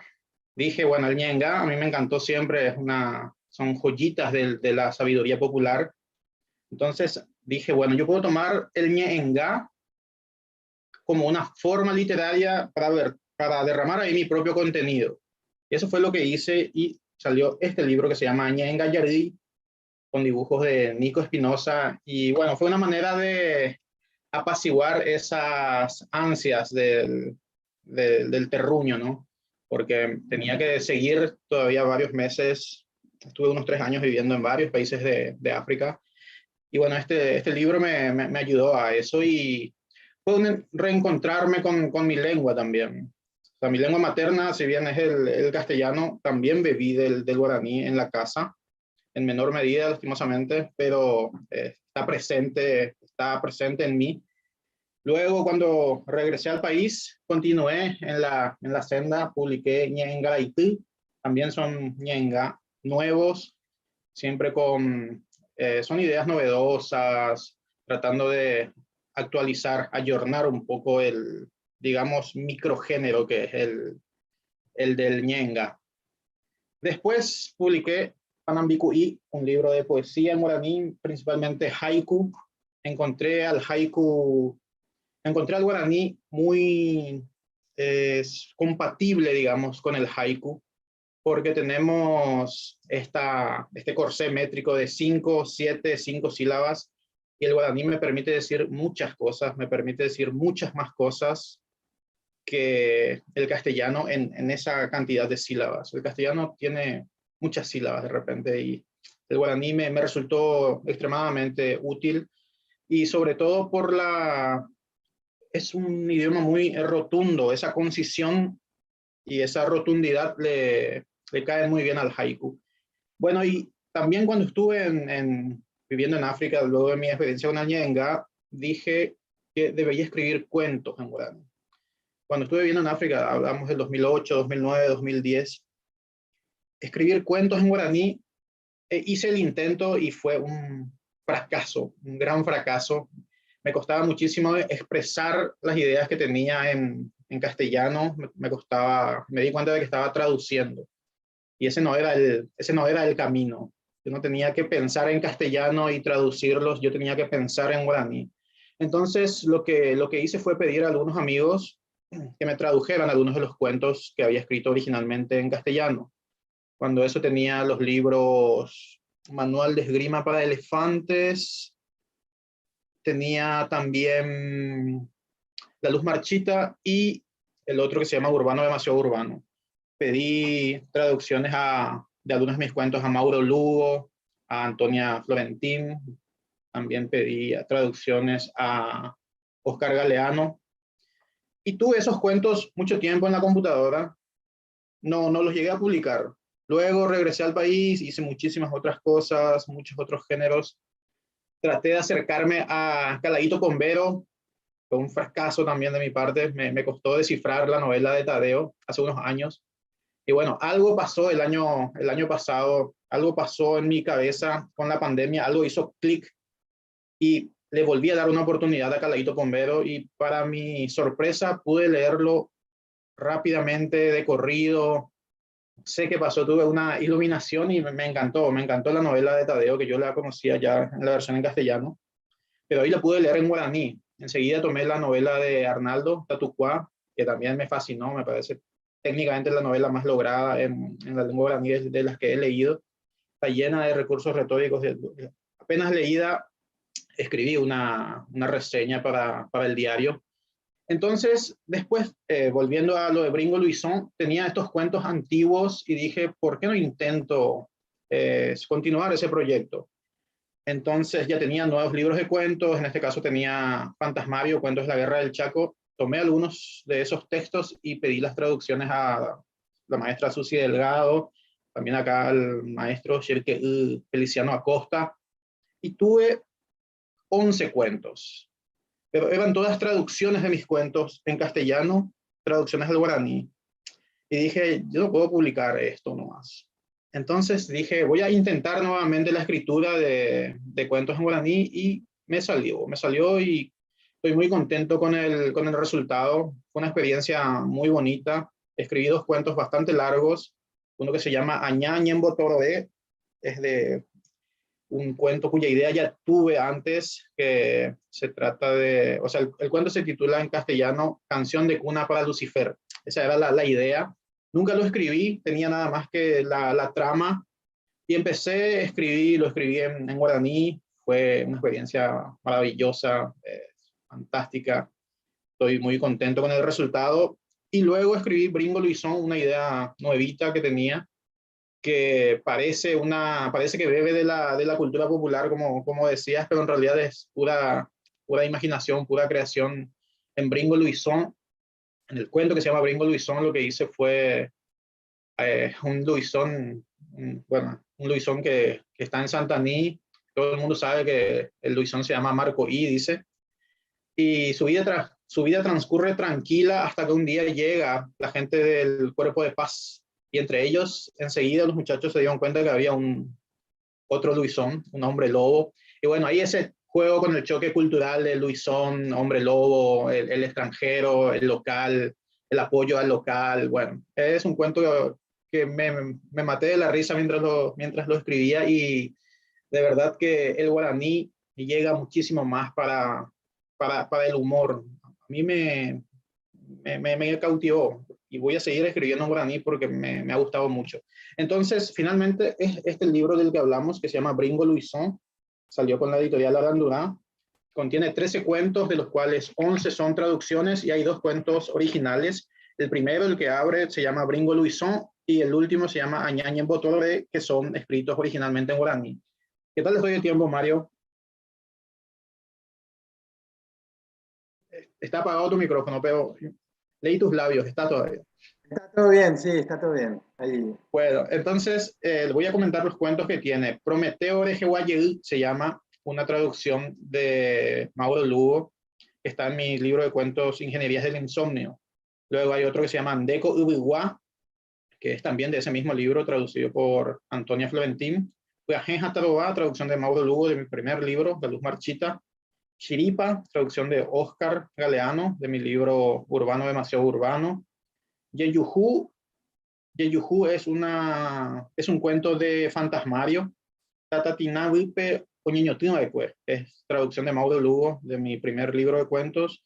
Y Yabarecoa, traducción del maestro Feliciano Acosta, es un cuento que pertenece a mi libro Fantasmario. Luego tenemos Chumbeco Ete, traducción de Mauro Lugo, es de Urbano Demasiado Urbano. Tetepipe Uamba Eponá, es de Fantasmario, traducción de Susi Delgado. JFK Te Saca traducción de Oscar Galeano, es también de Urbano Demasiado Urbano. Traducción de Susi Delgado, es un cuento que escribí para Fantasmario. Y bueno, y luego están los 2 cuentos originales. Básicamente lo que creo que este libro logra aportar de alguna manera, si algún aporte tiene, es, en primer lugar, la variedad temática. Hay mucho cosmopolitismo, digamos. Hay mucho cosmopolitismo, y bueno, también está el tema de la Guerra del Chaco. Hay una variedad temática, también hay variedad de recursos. Uso muchas metáforas, muchas hipálages, me gustan mucho los recursos retóricos, así como al amigo Arnaldo Casco en su Tatucuá, que es un verdadero catálogo, un muestrario de recursos retóricos. También pienso que aporta distintos puntos de vista narrativos y hay diferentes estructuras, hay variaciones en la trama, hay uso de estas anacronías que decía Genet, ¿no? Hay analepsis, hay prolepsis. Y bien, de alguna manera es mi pequeña contribución a la narrativa en guaraní, pero ahora y públicamente amenazo con una novela en lengua guaraní, que va a ser mi desafío para el próximo año. Bueno, eso es todo lo que tengo para decir ahora y luego nos veremos en la sección de preguntas y respuestas. Muchas gracias, Javier. Ya está anotado, digamos, lo del el anuncio. Vamos Quedó a esperar. grabado. Bueno, es un gusto, realmente un orgullo presentar al maestro, a Feliciano Acosta Alcaraz. Feliciano nació en Concepción, es norteño, en 1943. Cualquier cosa me corrige, maestro. Licenciado en Lengua Guaraní por el Instituto Superior de Lenguas de la Universidad Nacional, miembro de la Sociedad de Escritores de Paraguay y director de la revista bilingüe Cultura Ñemipú, fundada por él, Natalia Irigoyen de Canese y Tadeo Zarratea en 1977. Publicó trabajos relativos al guaraní en colaboración con Tadeo Zarratea y Natalia de Canese. Actualmente es director, y esto puede estar desfasado, pero por eso pido auxilio cualquier cosa, de la carrera de licenciatura de Lengua Guaraní, Instituto Superior de Lenguas de la Universidad Nacional de Asunción, y es uno de los más destacados estudiosos de la lengua guaraní, eso sin lugar a dudas.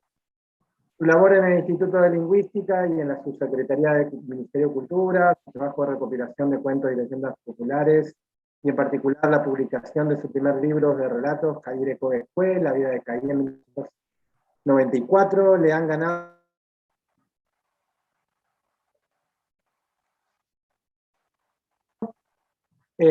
título compartido aquella vez con Natalia Irigoyen de Canese, traductora al castellano de sus obras narrativas. Bueno, junto con Susi Delgado y Miguel Ángel Mesa, para mí estamos hablando de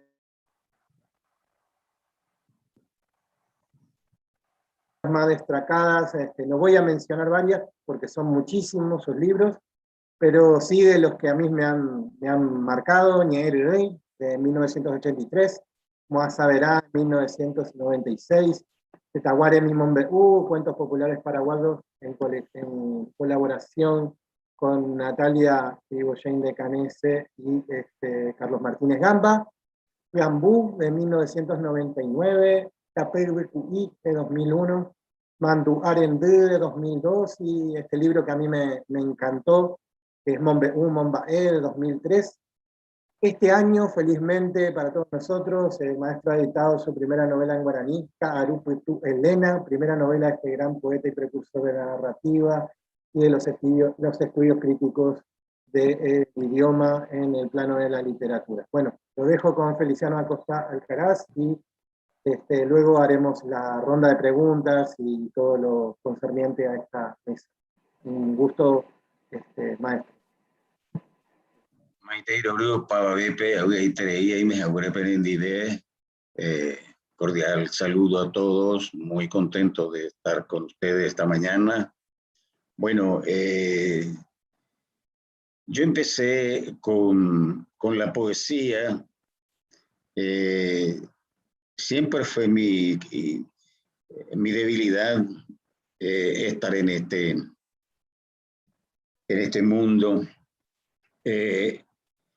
Y de a poco iba incursionando en la narrativa, especialmente con los cuentos, con la recopilación de los cuentos populares de Caí, que logré a publicar en 2 libros con la ayuda, la traducción de Natalia de Canese y de Carlos Martínez Gamba, de Tadeo Zarratea, donde incluí trabajos de ellos también en este libro. Y después iba progresando un poquito en la narrativa, pero no me animaba a escribir una novela. Aparte de que tenía todos los que conocían mis poemas, decían que mi poesía era muy breve, era concisa, era bueno todo, pero muy breve, ¿verdad? Entonces, un poco me marcó eso y dije, pero ¿será que yo pueda escribir una novela de largo aliento? Y bueno, a partir de una entrevista que apareció allá muy lejos, en la revista, en el diario Noticias, donde trabajaba Marlene Sosa Lugo, hizo una entrevista a una persona que trabajaba, que estuvo en las ligas agrarias y contó un poco algo de su penuria. Entonces fiché esa entrevista y dije, sobre esto voy a seguir, esto me va a servir para mi investigación, para trabajar más. Intenté escribir un cuentito sobre el tema. También apareció en un libro mío, pero quedó ahí sin darle tanta importancia por los múltiples trabajos que tenía, dedicado mucho a la docencia. Y después, últimamente, hace como 6 años, estoy trabajando muy intensamente con la Academia de la Lengua Guaraní, y quedó un poco postergada la idea, hasta que después en una conversación le dije, bueno, ya había comenzado algo, ¿verdad? Tenía el esqueleto, ya sabía más o menos, pero debía hacer más investigaciones, más lecturas, tenía que profundizar un poco mi conocimiento acerca de esta organización. Bueno, fui a un lugar a conocer, por ejemplo, los alrededores de Quinde, donde se iba a nacer ahí la novela, realmente, porque en esa zona ocurrió este hecho, ¿verdad? Conversé con amigos de la zona. Cuando esto ocurrió, ellos eran pequeños, proporcionaron los datos más o menos importantes. Y luego viajé al norte a entrevistar a un amigo, Bruno Bracho, en una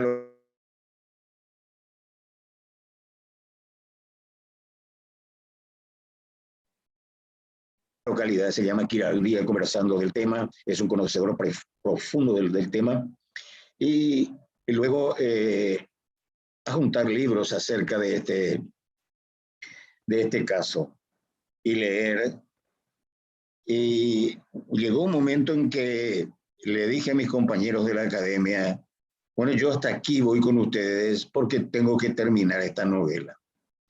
Vino la pandemia y empecé a trabajar más intensamente en esta novela.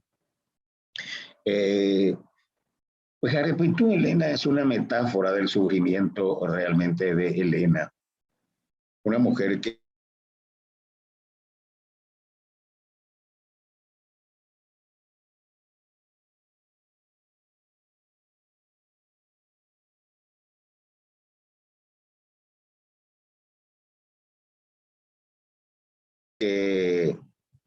según entendí, lo que me marcaron era que mucha gente ni sabía que esta organización podía llegar a llevar de tilde de comunista, y bueno, y empezaron el gobierno a poquito a separarlo a través de torturas, de asesinatos. Un poquito mucha gente se fueron al exterior, escapándose de esta dictadura terrible. Y en conversación con mis compañeros, contando un poquito de cómo yo estoy elaborando este trabajo, me dicen, tenés que poner los nombres de los personajes de esa época, hay que rescatar todo eso porque es una historia que poco se difunde, poco se conoce, la juventud no conoce mucho. Y bueno, en ese intento, ¿verdad? Aparecieron algunos nombres clave de esa época, como el mismo Tembelo, como yo pongo en la novela, y también su verdadero nombre, ¿verdad? Hay mucha ficción en la novela. Por ejemplo, el lugar, Quiriño, por ejemplo, no existe esa pena, pero instalado, ahí lo puse en los alrededores de Quindi. Eso sí es real. Y bueno, mis personajes iban apareciendo a medida que necesitaba.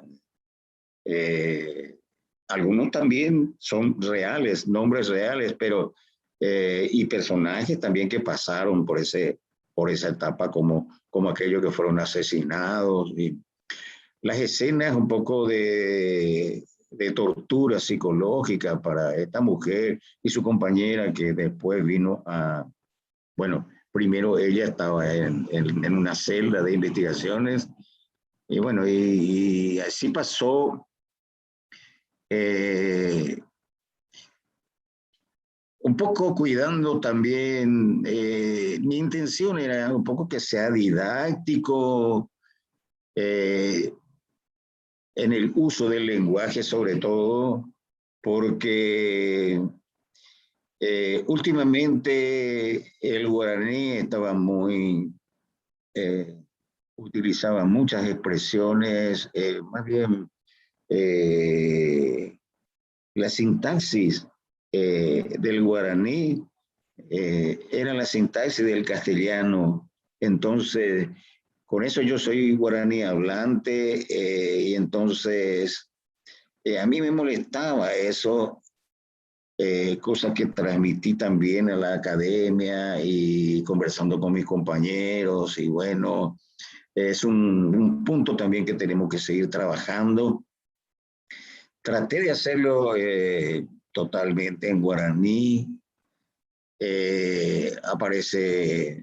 Aparecen ahí costumbres, tradiciones, religiosidad, amor, desamor, y todo en ese mundo de dificultades que pasaban estos paraguayos, compañeros de esta lucha.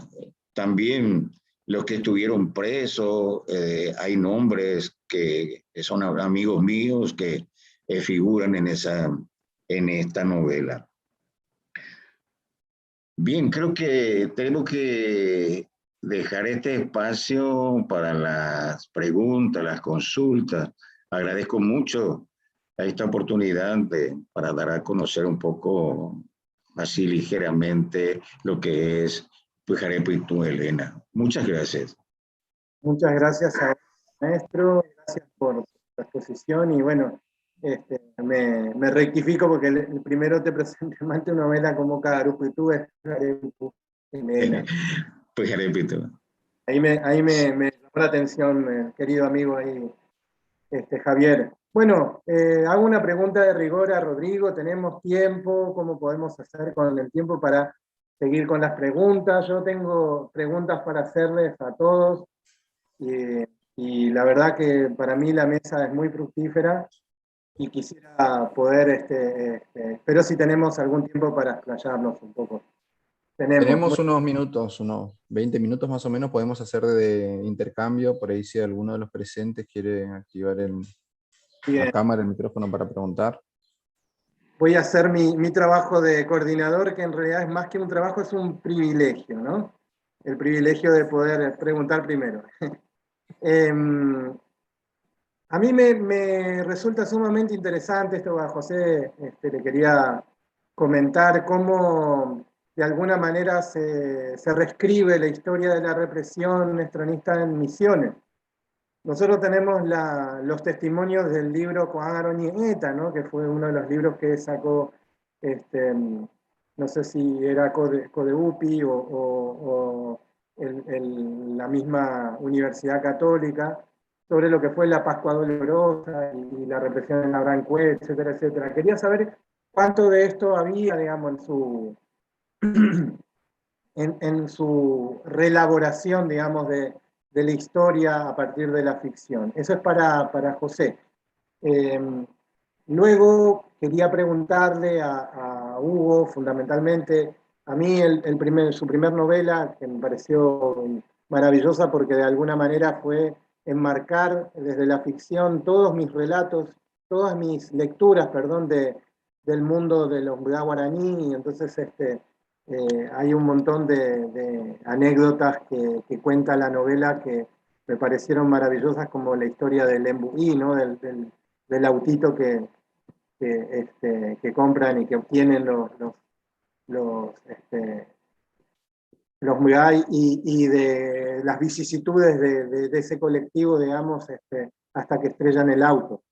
Y por otro lado, en su novela Querella, me afecta personalmente porque, bueno, hasta en el colectivo habla de mi región, ¿no? Habla de nuestra zona, porque San Ignacio como Laureles, que es de donde son originarios mis familiares, están ligados por mucho tiempo y mucha cercanía, ¿no? Entonces hay una historia que es la historia del cañoncito Mariaí, que a mí me emociona sobremanera, y bueno, quería preguntarle si en este sentido no tuvo alguna influencia en algunos textos, por ejemplo en los textos del comisario ahí, de la de los bandidos rurales con Cacereí, con la novela de Mazó, etcétera, etcétera, y a mí me gusta mucho más, por supuesto, en la historia tuya, pero me fue tan familiar que nunca te lo puedo decir, que lo leí casi como de un tirón.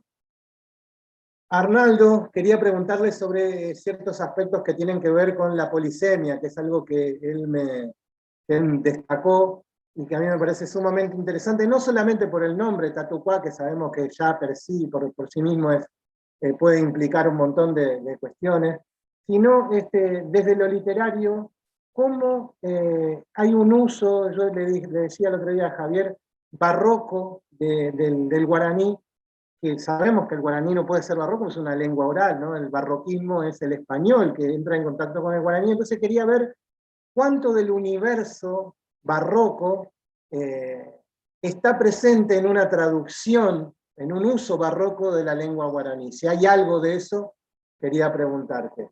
Y bueno, en general a todos, a Javier, hemos hablado bastante de su texto, y bueno, tuve la suerte, el privilegio de reseñarlo.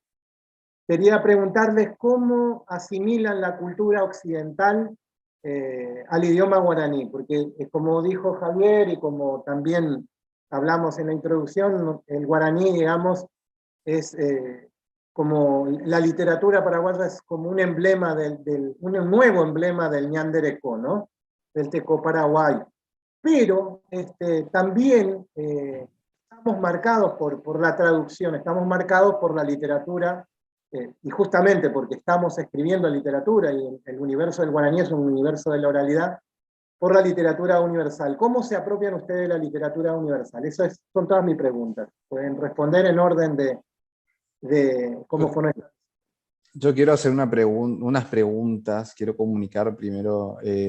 Manda saludos la querida Susi Delgado desde Facebook, y pregunta, hace un pequeño planteamiento, dice: en una entrevista el gran escritor rumano Cartarescu dijo que en la buena narrativa siempre hay poesía.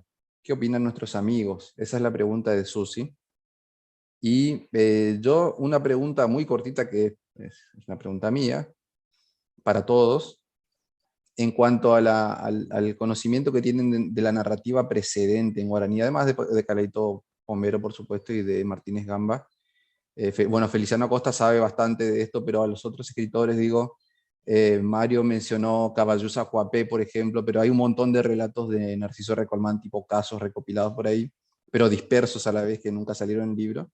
Y bueno, me gustaría saber si tienen como una lectura de esos antecedentes, o si cuál fue su primera lectura y su referente de narrativa en guaraní. También John Austin tiene una pregunta, así que le voy a dar el micrófono. Hola, yo puedo esperar, Rodrigo, hasta que responden los demás, porque hay varias preguntas ya puestas. Perfecto.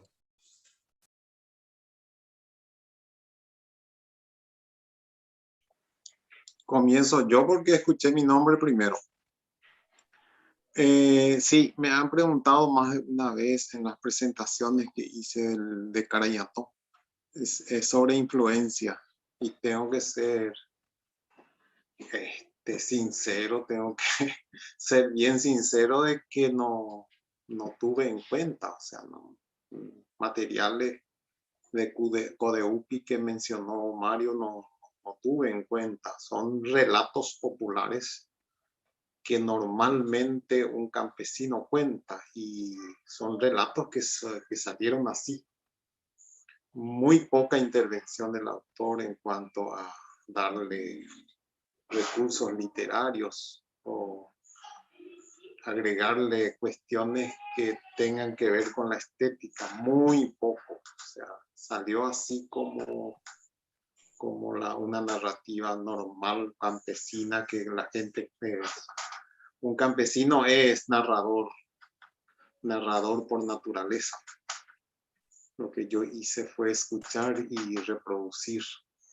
No tuve en cuenta a ningún escritor, tal vez por ahí, como dijo Arnaldo, por ahí, tal vez, que se aproxime más a la realidad, como los relatos van contando cuestiones que tienen que ver con la realidad, describiendo realidades paraguayas, tal vez se aproxime a lo Abasto, pero no tuve en cuenta eso. Es de experiencia personal nada más, que recopilar narraciones populares de campesinos, y a eso nada más me centré en el momento de armar la historia de Carayato. Bueno, continúo yo, ya que José habló de influencia. Voy a ser breve, ya que el tiempo apremia. Mi influencia la hay y se llama Tadeo Zarratea.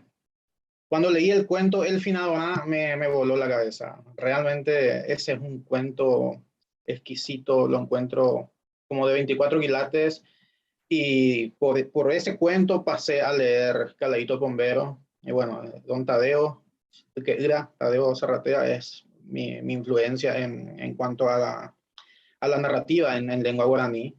Y lo que decía Susi también, yo creo que nada que sea muy bueno puede estar exento de poesía. La poesía siempre tiene que estar presente. Una prosa que vale la pena siempre tiene su afer con la poesía. Bueno, eso nomás. Paso micrófono.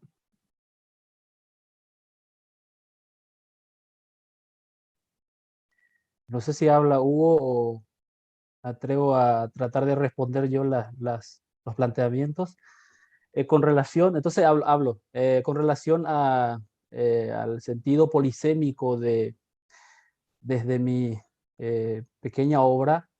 Eso fue totalmente intencional, ¿no? A partir de mi experiencia como lector de grandes narradores, tanto de Paraguay como del mundo entero, llegué a la conclusión de que una obra narrativa que te dé todo lo que quiere decir en la obra, para mí no vale la pena leer, sino que deja en manos del lector definir hacia este camino o hacia lo otro, que tenga un sentido polisémico y que finalmente el lector sea quien vaya completando el sentido de lo que quiso decir el autor, inclusive yéndose muy lejos de lo que realmente quiso lograr el escritor, ¿no?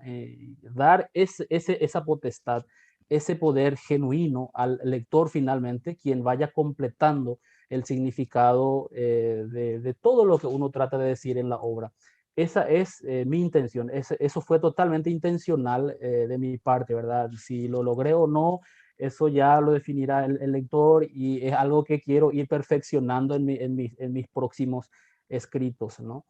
Con relación a lo que dijo Susi también, ella sabe que yo soy un poeta frustrado, ¿verdad? O sea, yo intenté alguna vez escribir algunas poesías y yo creo que hasta ahora no me salen las poesías, ¿verdad? Y después tomé el atrevimiento de escribir narrativa y probablemente solapadamente ahí intenté meter mis pequeñas poesías, ¿verdad? En mi narrativa, y que si se da, ¿verdad? Alguna vez seguramente es algo que voy a ir trabajando un poco más y publicar, principalmente poesías en guaraní, ¿verdad?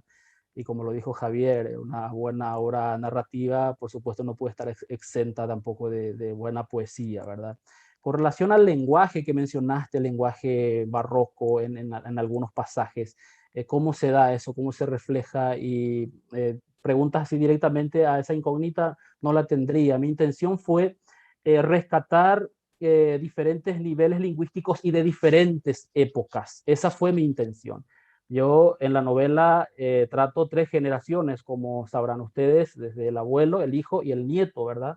Entonces mi intención también fue rescatar ese nivel lingüístico y esa tipología guaraní de la época de ese abuelo, ¿verdad? Que empieza incluso antes de la Revolución del 47, porque yo trataba mucho con este señor. Ustedes que tuvieron contacto con el libro, este libro es en homenaje a mi abuelo, ¿verdad? Como habrán visto ahí. Yo traté mucho con mi abuelo, esa experiencia de convivir con él, tantas conversaciones de su vida, de las peripecias de lo que significó su vida, y lo que yo quise hacer fue rescatar ese lenguaje, el nivel lingüístico, el tipo de guaraní de esa época y las nuevas generaciones que vinieron apareciendo, ¿verdad?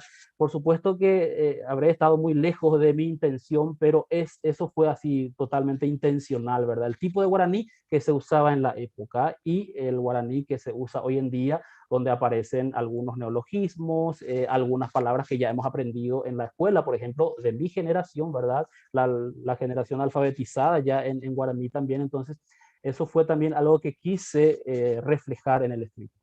Disculpen que sí, es que me explayé más de la cuenta.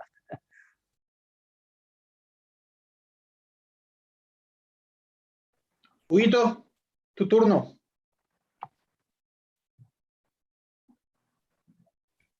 Bueno, con respecto a tu pregunta, estimado Mario, realmente tuve algunos contactos con Masó, pero no tengo ningún libro de él. Te voy a ser muy sincero, no tengo ningún material suyo. Con respecto a Cáceres y la historia del Cañón María Illeni sale porque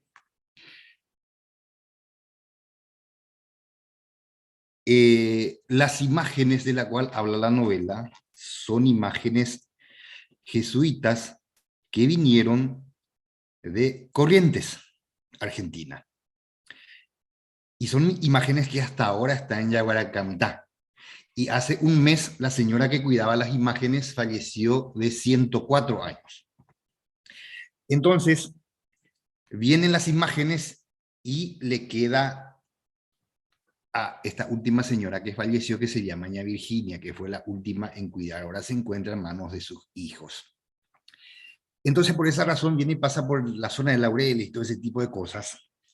Y ahí aparece un grupo de cuatreros, que aparecen en la página 50, un poco antes del 54, creo que era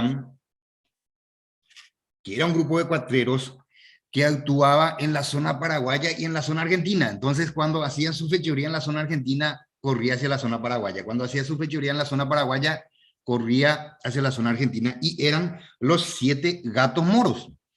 Y los 7 gatos moros vinieron a esconderse una temporada aquí cerquita, en una estancia que se llama Nueva Esperanza. Y es por eso, en un lugar, y de ahí aparece una de las historias que se llama Yaguaretecuá, en donde se van a un monte y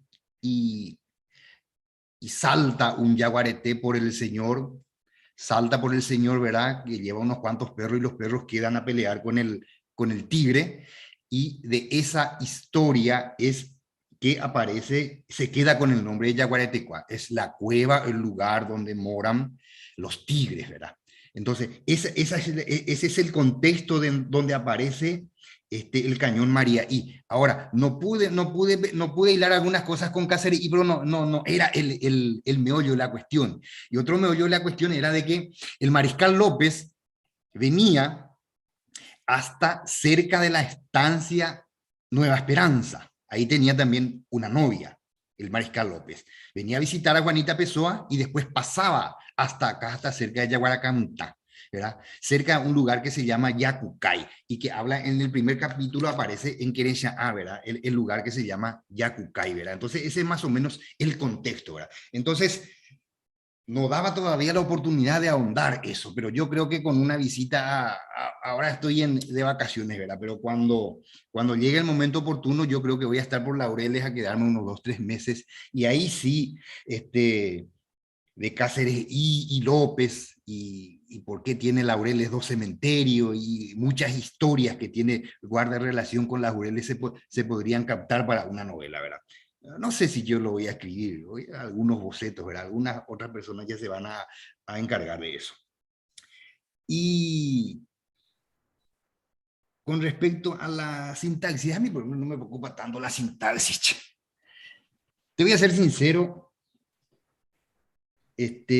con respecto a las lecturas, sí, leí cuentos recopilados por Tadeo, mucha literatura. Te voy a ser muy sincero, a leer la Gurapuitá, a leer la Urquenlimendayú, a leer la Branislava Zuznik, a leer la Meliá, a leer la Oñayepa. Entonces, a Martínez Gamba le debo todavía, porque no tengo ningún material de él.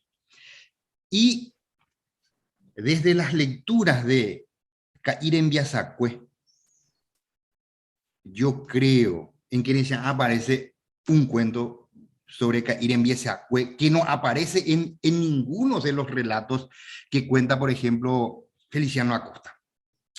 Por eso te digo, en todo este historial que anduve recorriendo, una sola vez escuché esta historia y me gustó, y no estaba en ninguna de las otras historias, ¿verdad?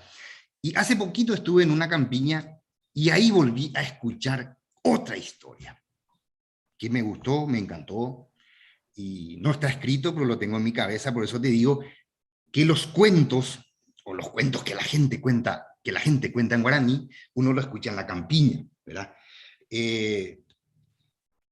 Por eso que esa variedad de temas, puede existir la variedad de temas. No, es que yo no estoy de acuerdo con que aparezca una variedad de temas dentro de una cuentística o dentro de una novela, ¿verdad?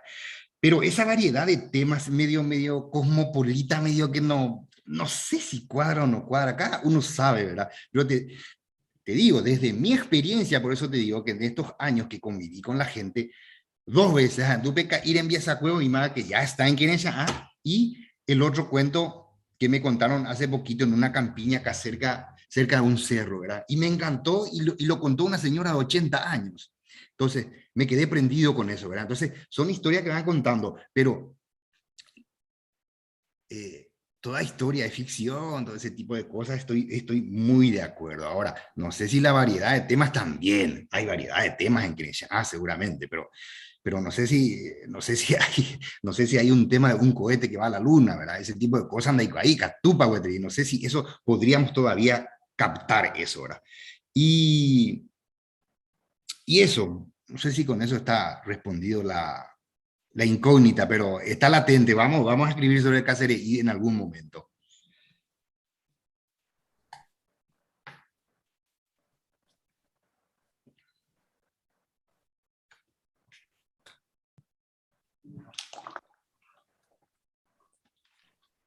Maestro Feliciano. Sí, con relación a lo que decía Susi Delgado, sí, de acuerdo totalmente que por lo menos en mi caso hay algunas expresiones poéticas en mi obra, pero no por eso va a ser la mejor obra, como dice Javier, no. Bueno, es una manera de concebir también el lenguaje, la manera, sí. Y por otro lado, con relación a lo que decía ahí Rodrigo, hay muchísimos textos, pero muchísimos textos que rescatar.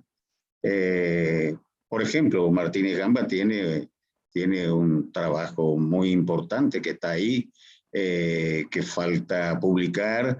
Yo no tuve esa oportunidad, no pude publicar en la revista Yemité porque era muy extenso y porque ya estábamos casi saliendo de la revista, ¿verdad? Ya estábamos en una etapa que estábamos por finalizar. Ya no tuvimos oportunidad de publicar, pero hay muchísimos textos que rescatar. Y lo de CAI, hay, en la oralidad existen variedades impresionantes que hay que rescatar todavía. No sé cómo se llama José Dolores, una cosa así de 30 color, una cosa así, es de Martínez Gamba, ¿no? Y yo tuve esa oportunidad de tener ese material, pero tuve que devolver porque estaban gestionando para publicar con otra gente, ¿verdad? Bueno, eso es todo. Gracias. Con respecto a si en la literatura hay poesía, claro que hay poesía. Me olvidé de esa pregunta, ¿verdad? Yo no soy poeta, ni tampoco intento ni voy a intentar escribir poesía. Una vez escribí un texto y me dijo una persona en prosa, ¿verdad? Y me dijo, esto es prosa poética. No sé qué es lo que escribí, pero lo que sí le envié a una persona y me dijo, esto es prosa poética. Y uno no puede estar desligado de eso, ¿verdad? Aunque no es que me gusta tanto la poesía, ¿verdad? Pero algunas veces lo leo, tengo textos en poesía, mucho texto, y por eso que aparece acá en la página 122 una parte de Ñemitú, ¿verdad? En donde dice que ya toda la música que todos ya conocemos, ¿verdad? Por eso es, y aparecen algunos párrafos que, por ejemplo, algo que se suele cantar, que se solía cantar acá durante la Pascua, ¿verdad? Donde dice Cruz, Madero de los Santos, Ñandeyara, Manojahue, Aupearome, Ishupe, Copoder, Tuicheite, ¿verdad? Entonces uno no puede escaparse de la poesía, ¿verdad? Entonces, a mí me dijeron que soy muy bueno en prosa poética, pero como poeta, desastre. Eso nomás.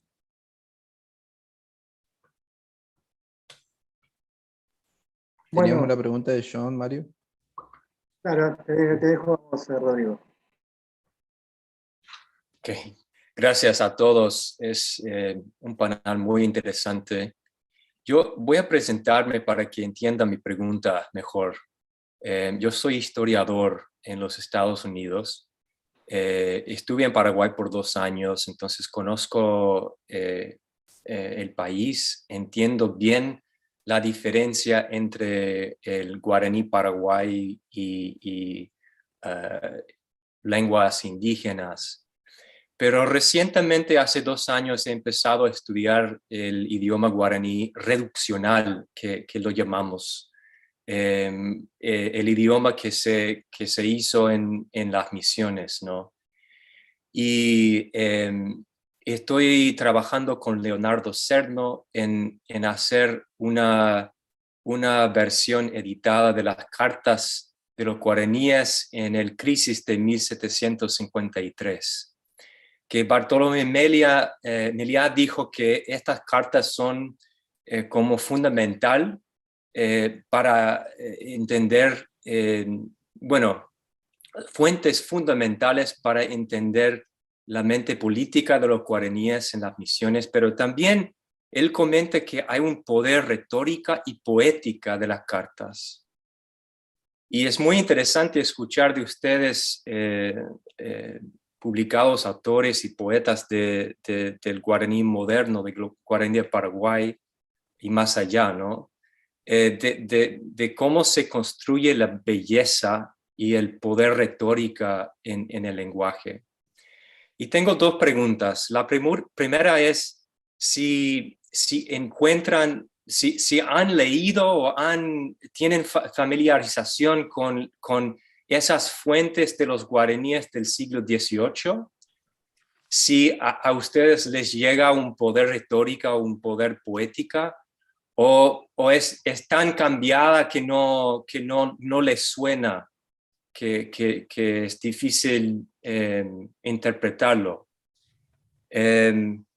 Y la segunda pregunta es estamos pensando en a qué audiencia queremos publicar esas cartas, porque queremos publicar el original. Es importante que el guaraní aparezca, y vamos a traducirlos en español y también en inglés para que gente en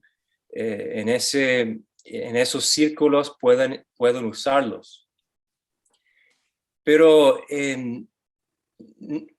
¿a ustedes les interesaría esas fuentes? ¿Son importantes para la literatura guaraní paraguaya, o es otra cosa? Y tal vez una tercera pregunta: ¿conocen ustedes activistas indígenas que se reconocen como indígenas, que tienen el proyecto de promover su lenguaje, que conecta con su proyecto de promover el lenguaje paraguayo guaraní? Bueno, fueron 3 preguntas al final, pero espero que queda entendido. Me voy a anotar porque de alguna manera ahora paso a ser parte de los panelistas y no el coordinador. A mí me interesa mucho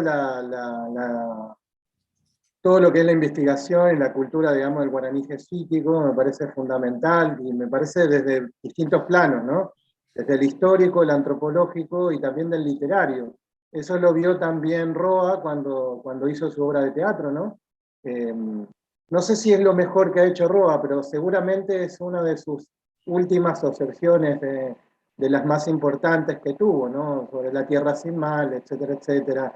El disimulado cautiverio que dijo Bartolomé Meliá de las misiones. Me imagino que lo que están por editar ustedes son las cartas de los cabildos de la guerra guaranítica, lo que comúnmente se llamó la guerra guaranítica, que son maravillosos. A mí fui amigo de Bartomeu y siempre hablamos mucho de eso, ¿no? Yo no tengo un conocimiento fehaciente del tema, pero creo que en la cultura guaraní hay muchos hiatos, ¿no? Todavía no tenemos un ensayo crítico importante sobre el cabilluí, sobre la lengua en que se escribió el periodismo de guerra en Paraguay. No tenemos críticas sobre la oratura popular de la revista Ocara Poticuemí. No tenemos un gran desarrollo de los distintos periodos históricos de la poesía paraguaya de expresión guaraní. Tenemos muy poco ensayo sobre el teatro paraguayo de expresión guaraní. O sea, es una cultura que se está haciendo desde el hoy, ¿no? Hacia el pasado. Se está construyendo hacia el pasado y hacia el futuro. Por eso, en ese sentido, me parece que es sumamente fundamental, desde distintos planos, realizar un trabajo de compilación, de traducción, de desarrollo, y también, digamos, que son trabajos que se completan con el tiempo. En ese sentido, Paí Meliá fue una punta de lanza, ¿no? Nos dejó, más que dejarnos una obra, delegarnos una obra, nos legó todo un trabajo, ¿no? Salir un poco del bloqueo o del horizonte del sapo y ver, digamos, que hay todo un aspecto, digamos, que debemos reconstruir. Y bueno, nosotros desde la literatura, y yo me atrevo a tomar el nombre, el nosotros, digamos, me parece que lo que estamos haciendo es poner un poco más en esa construcción, ¿no? En esos sedimentos. Yo a veces tengo muchas ganas de meterme en campos categoriales en los cuales no soy muy ducho, ¿no? Como la historia, la antropología. Soy apenas un amateur, ¿no? En el mejor sentido de la palabra, un enamorado de todos los temas que confluyen en este espacio, pero la forma de abordarlos ha sido a partir de la literatura y en otros aspectos también de la política, ¿no? Así que, bueno, eso por mi lado. Quiero meterme Gracias, Mario. Quiero meterme, quiero clarificar que no, este comentario mío no es una crítica para nada. Ok, porque se ve que uno puede leerlo como crítica. Entiendo que la literatura es muy orgánica y lo que están expresando es una realidad lingüística y cultural que no critico. Nada más soy muy nuevo a ese campo, entonces me interesa saber la genealogía nomás. Pero gracias, Mario. Perdón, y por último, hay escritores paraguayos indígenas. Brígido Bogado es un escritor paraguayo indígena muy importante. Hay otros escritores, escritoras, que están trabajando en ese sentido. Quería decir nada. Voy a tratar de responderle ahí al compañerazo. Él hablaba de un guaraní reduccional. Bueno,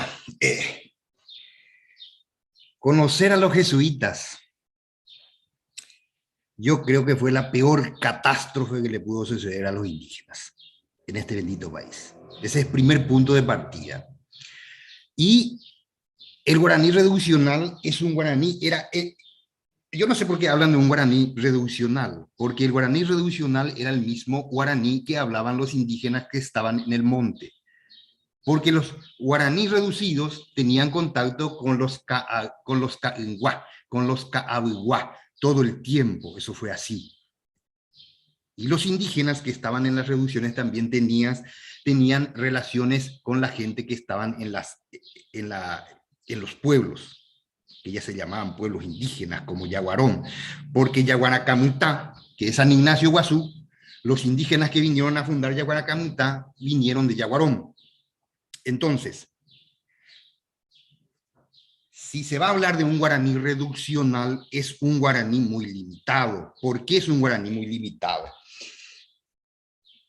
Es un guaraní muy limitado porque los guaraníes estaban limitados. ¿En qué cosas estaban limitados los guaraníes? No es una clase de antropología, pero voy a tratar de aclarar algunas cosas. No podían hacer ciertas cosas. Se pasa de todo era tiempo a cada cosa tiene su tiempo. Que es un cambio de mentalidad tremendo.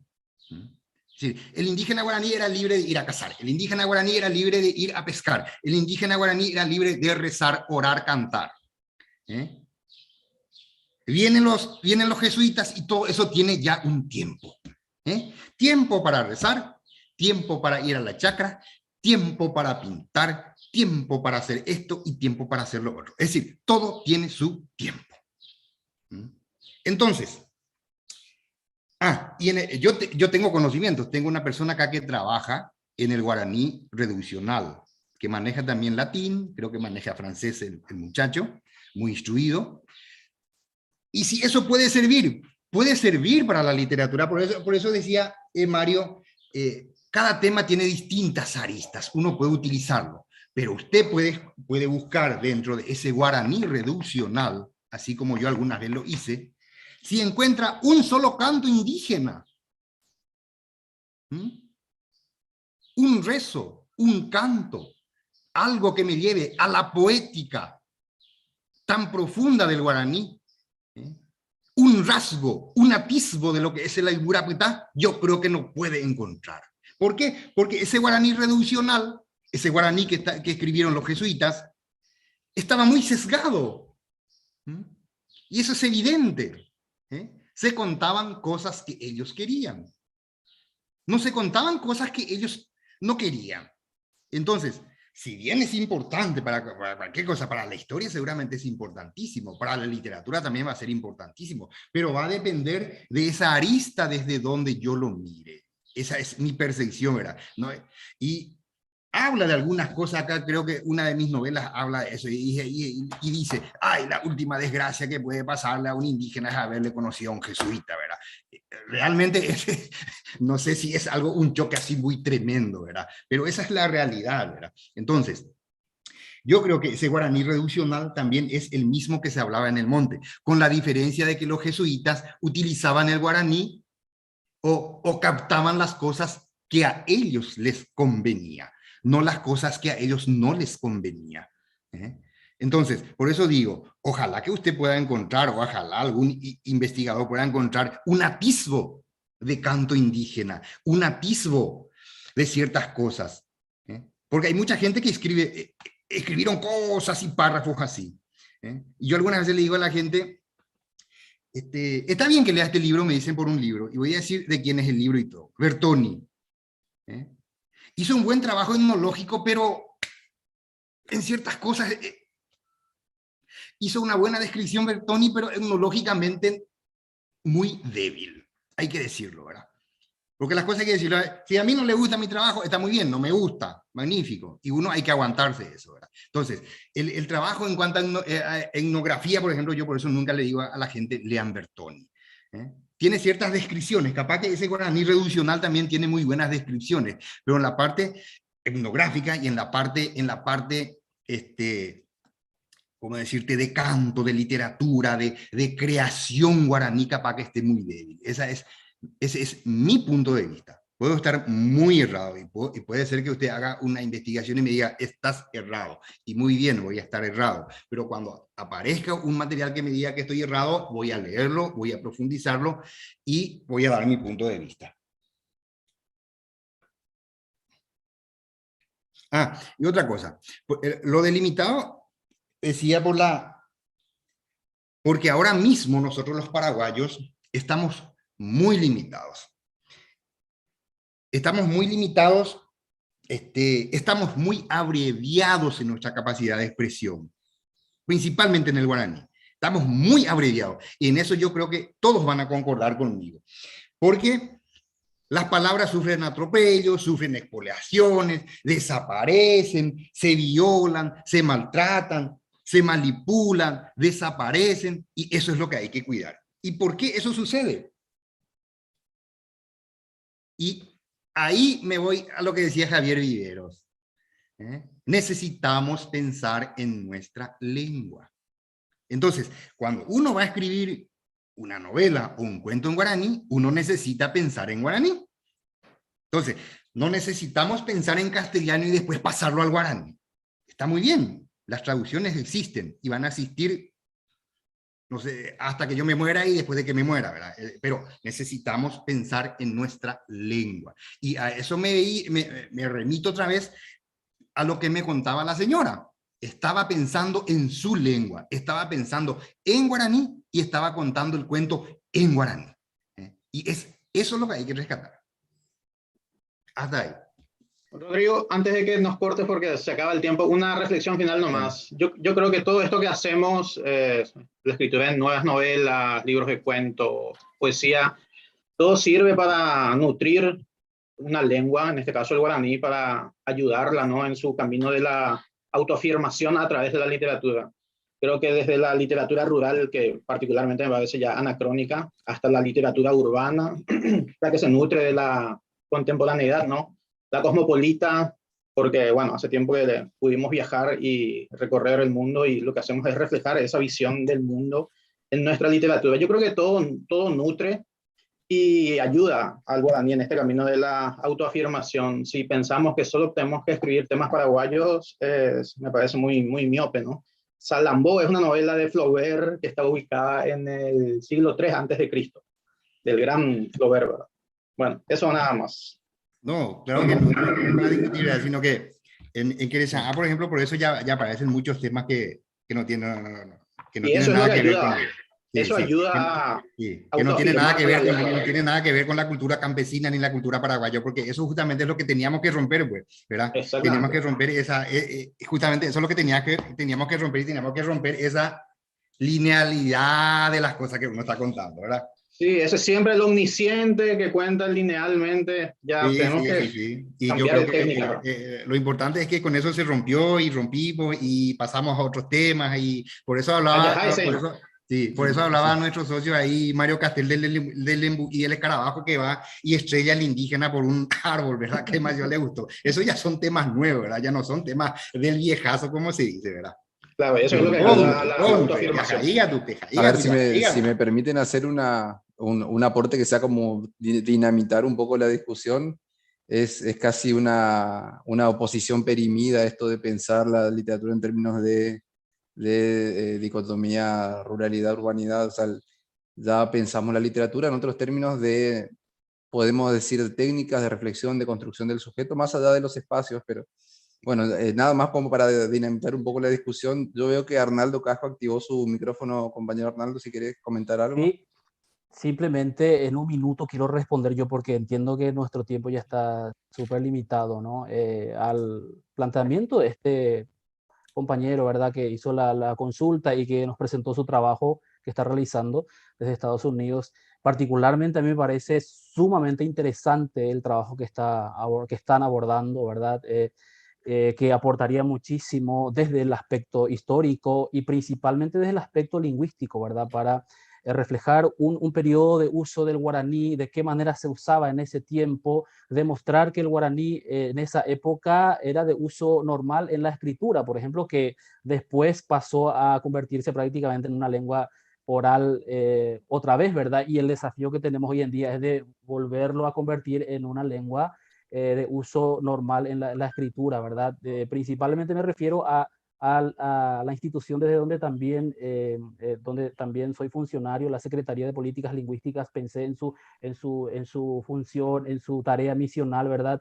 Nos interesaría muchísimo contactarnos con esta persona, conocer más sobre su trabajo, y desde Paraguay estamos a disposición, apoyar en lo que podamos para poder conocer más sobre su trabajo y difundirlo, ¿verdad? Porque considero que sería un gran aporte para la lengua guaraní y para nuestro país. Todo tipo de investigación lingüística, y me refiero principalmente para la gestión de la Secretaría de Políticas Lingüísticas de Paraguay. Rodrigo, muchas gracias, para contar ya. Con respecto a la dicotomía, pues, nosotros capaz salvamos la dicotomía, pero la dicotomía después se vuelve más pesada, en el sentido de que siempre va a existir campo, ciudad, centro, periferia, no sé, el llano y el campo, que estudié muy bien, Carpenter. El Valle y la Loma. El Valle y la Loma, de Ramiro Domínguez, ¿verdad? Y eso está latente y va a estar latente siempre, Rodrigo. Y Sí, por ponerte un caso nomás, ¿eh? Sí, son construcciones, digo, que son se construcciones van cristalizando. que son construcciones, ¿verdad? Entonces, vos no vas a ver ningún atisbo en ningún periódico de por una P ni querencia A, ni que Hugo Centurión escribió 2 novelas en guaraní. No vas a encontrar en ningún periódico. ¿Por qué? Por la sencilla razón de que yo estoy, ¿dónde estoy? En el campo. Y la gente que maneja toda esa cuestión está en la ciudad, ¿verdad? Entonces, nosotros salvamos eso. Yo no tengo ningún problema en salvar eso. Pero después, tampoco no te digo que estoy muy interesado que aparezca en el diario, no sé. Son construcciones, ¿verdad? Sí. Entonces, esa dicotomía, además hay estrategias esa dicotomía de es tan fuerte, que... ¿sí? Esa dicotomía es tan fuerte que en algunos casos se traslada en los grupos que tienen que trabajar sobre el idioma. Y por eso mi felicitación, por ejemplo, Javier Vivero, por fin, después de 500 no sé cuántos años, aparece una persona joven dentro de la Academia de la Lengua Castellana. Entonces, eso también son dicotomías, ¿eh? No son cosas muy fáciles de saldar, ¿eh? Entonces, esas son cosas reales que uno va viviendo en el día a día. Entonces, no es que yo me estoy plagueando porque, pone una pequeña, no salió en el diario. No, pero esas son cosas que suceden en el día a día. Yo salvo eso, ¿verdad? En mi escrito, pero lo que viene después de publicar mi trabajo, yo no lo puedo salvar, porque eso yo no manejo. Esa es la realidad, el cuello de la cuestión. Upeicheitea lleva, y el que me diga que no sé, tendrá sus razones. Está perfecto, totalmente comprensible. Bueno, está Mario por ahí, está José. Quiero agradecerles a todos los que participaron, agradecer y poner en significación la importancia que tuvo el rol de Mario para conformar esta mesa y de todos los que participaron para que esta mesa tenga la relevancia que tiene, porque de hecho es una mesa como para generar un debate arduo, y ahora que estamos cerrando empezó el debate. La verdad que valoro mucho esta posibilidad de intercambiar, y yo me voy con muchas preguntas y no las hago porque no nos da el tiempo, pero esto merece hacer una ronda después de, no sé, un congreso de escritores en guaraní, cervezas y vinos de por medio, con los ñoños ahí, el Pilsen y mandioca, etcétera. Así que, bueno, les agradezco infinitamente a todos. Ya se retiró Arnaldo Casco por un compromiso que tenía. Le agradecemos también a él, José, Javier Viveros, también Feliciano Acosta se retiró por otro compromiso. Muchas gracias a todos. Y Hugo, bueno, gracias por alimentar el debate. Mario, muchas gracias también por tu aporte. Y vamos a dar por finalizada esta sesión de la mañana, que ya es casi hora de ir a almorzar o a tirarse un sueñito de la siesta. Así que nos vamos a encontrar de nuevo dentro de una hora y seguiremos con las actividades del workshop. Muchas Gracias, a todos. Rodrigo. Gracias, muchachos. Hasta la próxima. Hasta la próxima. Chao, chao. Muchas gracias.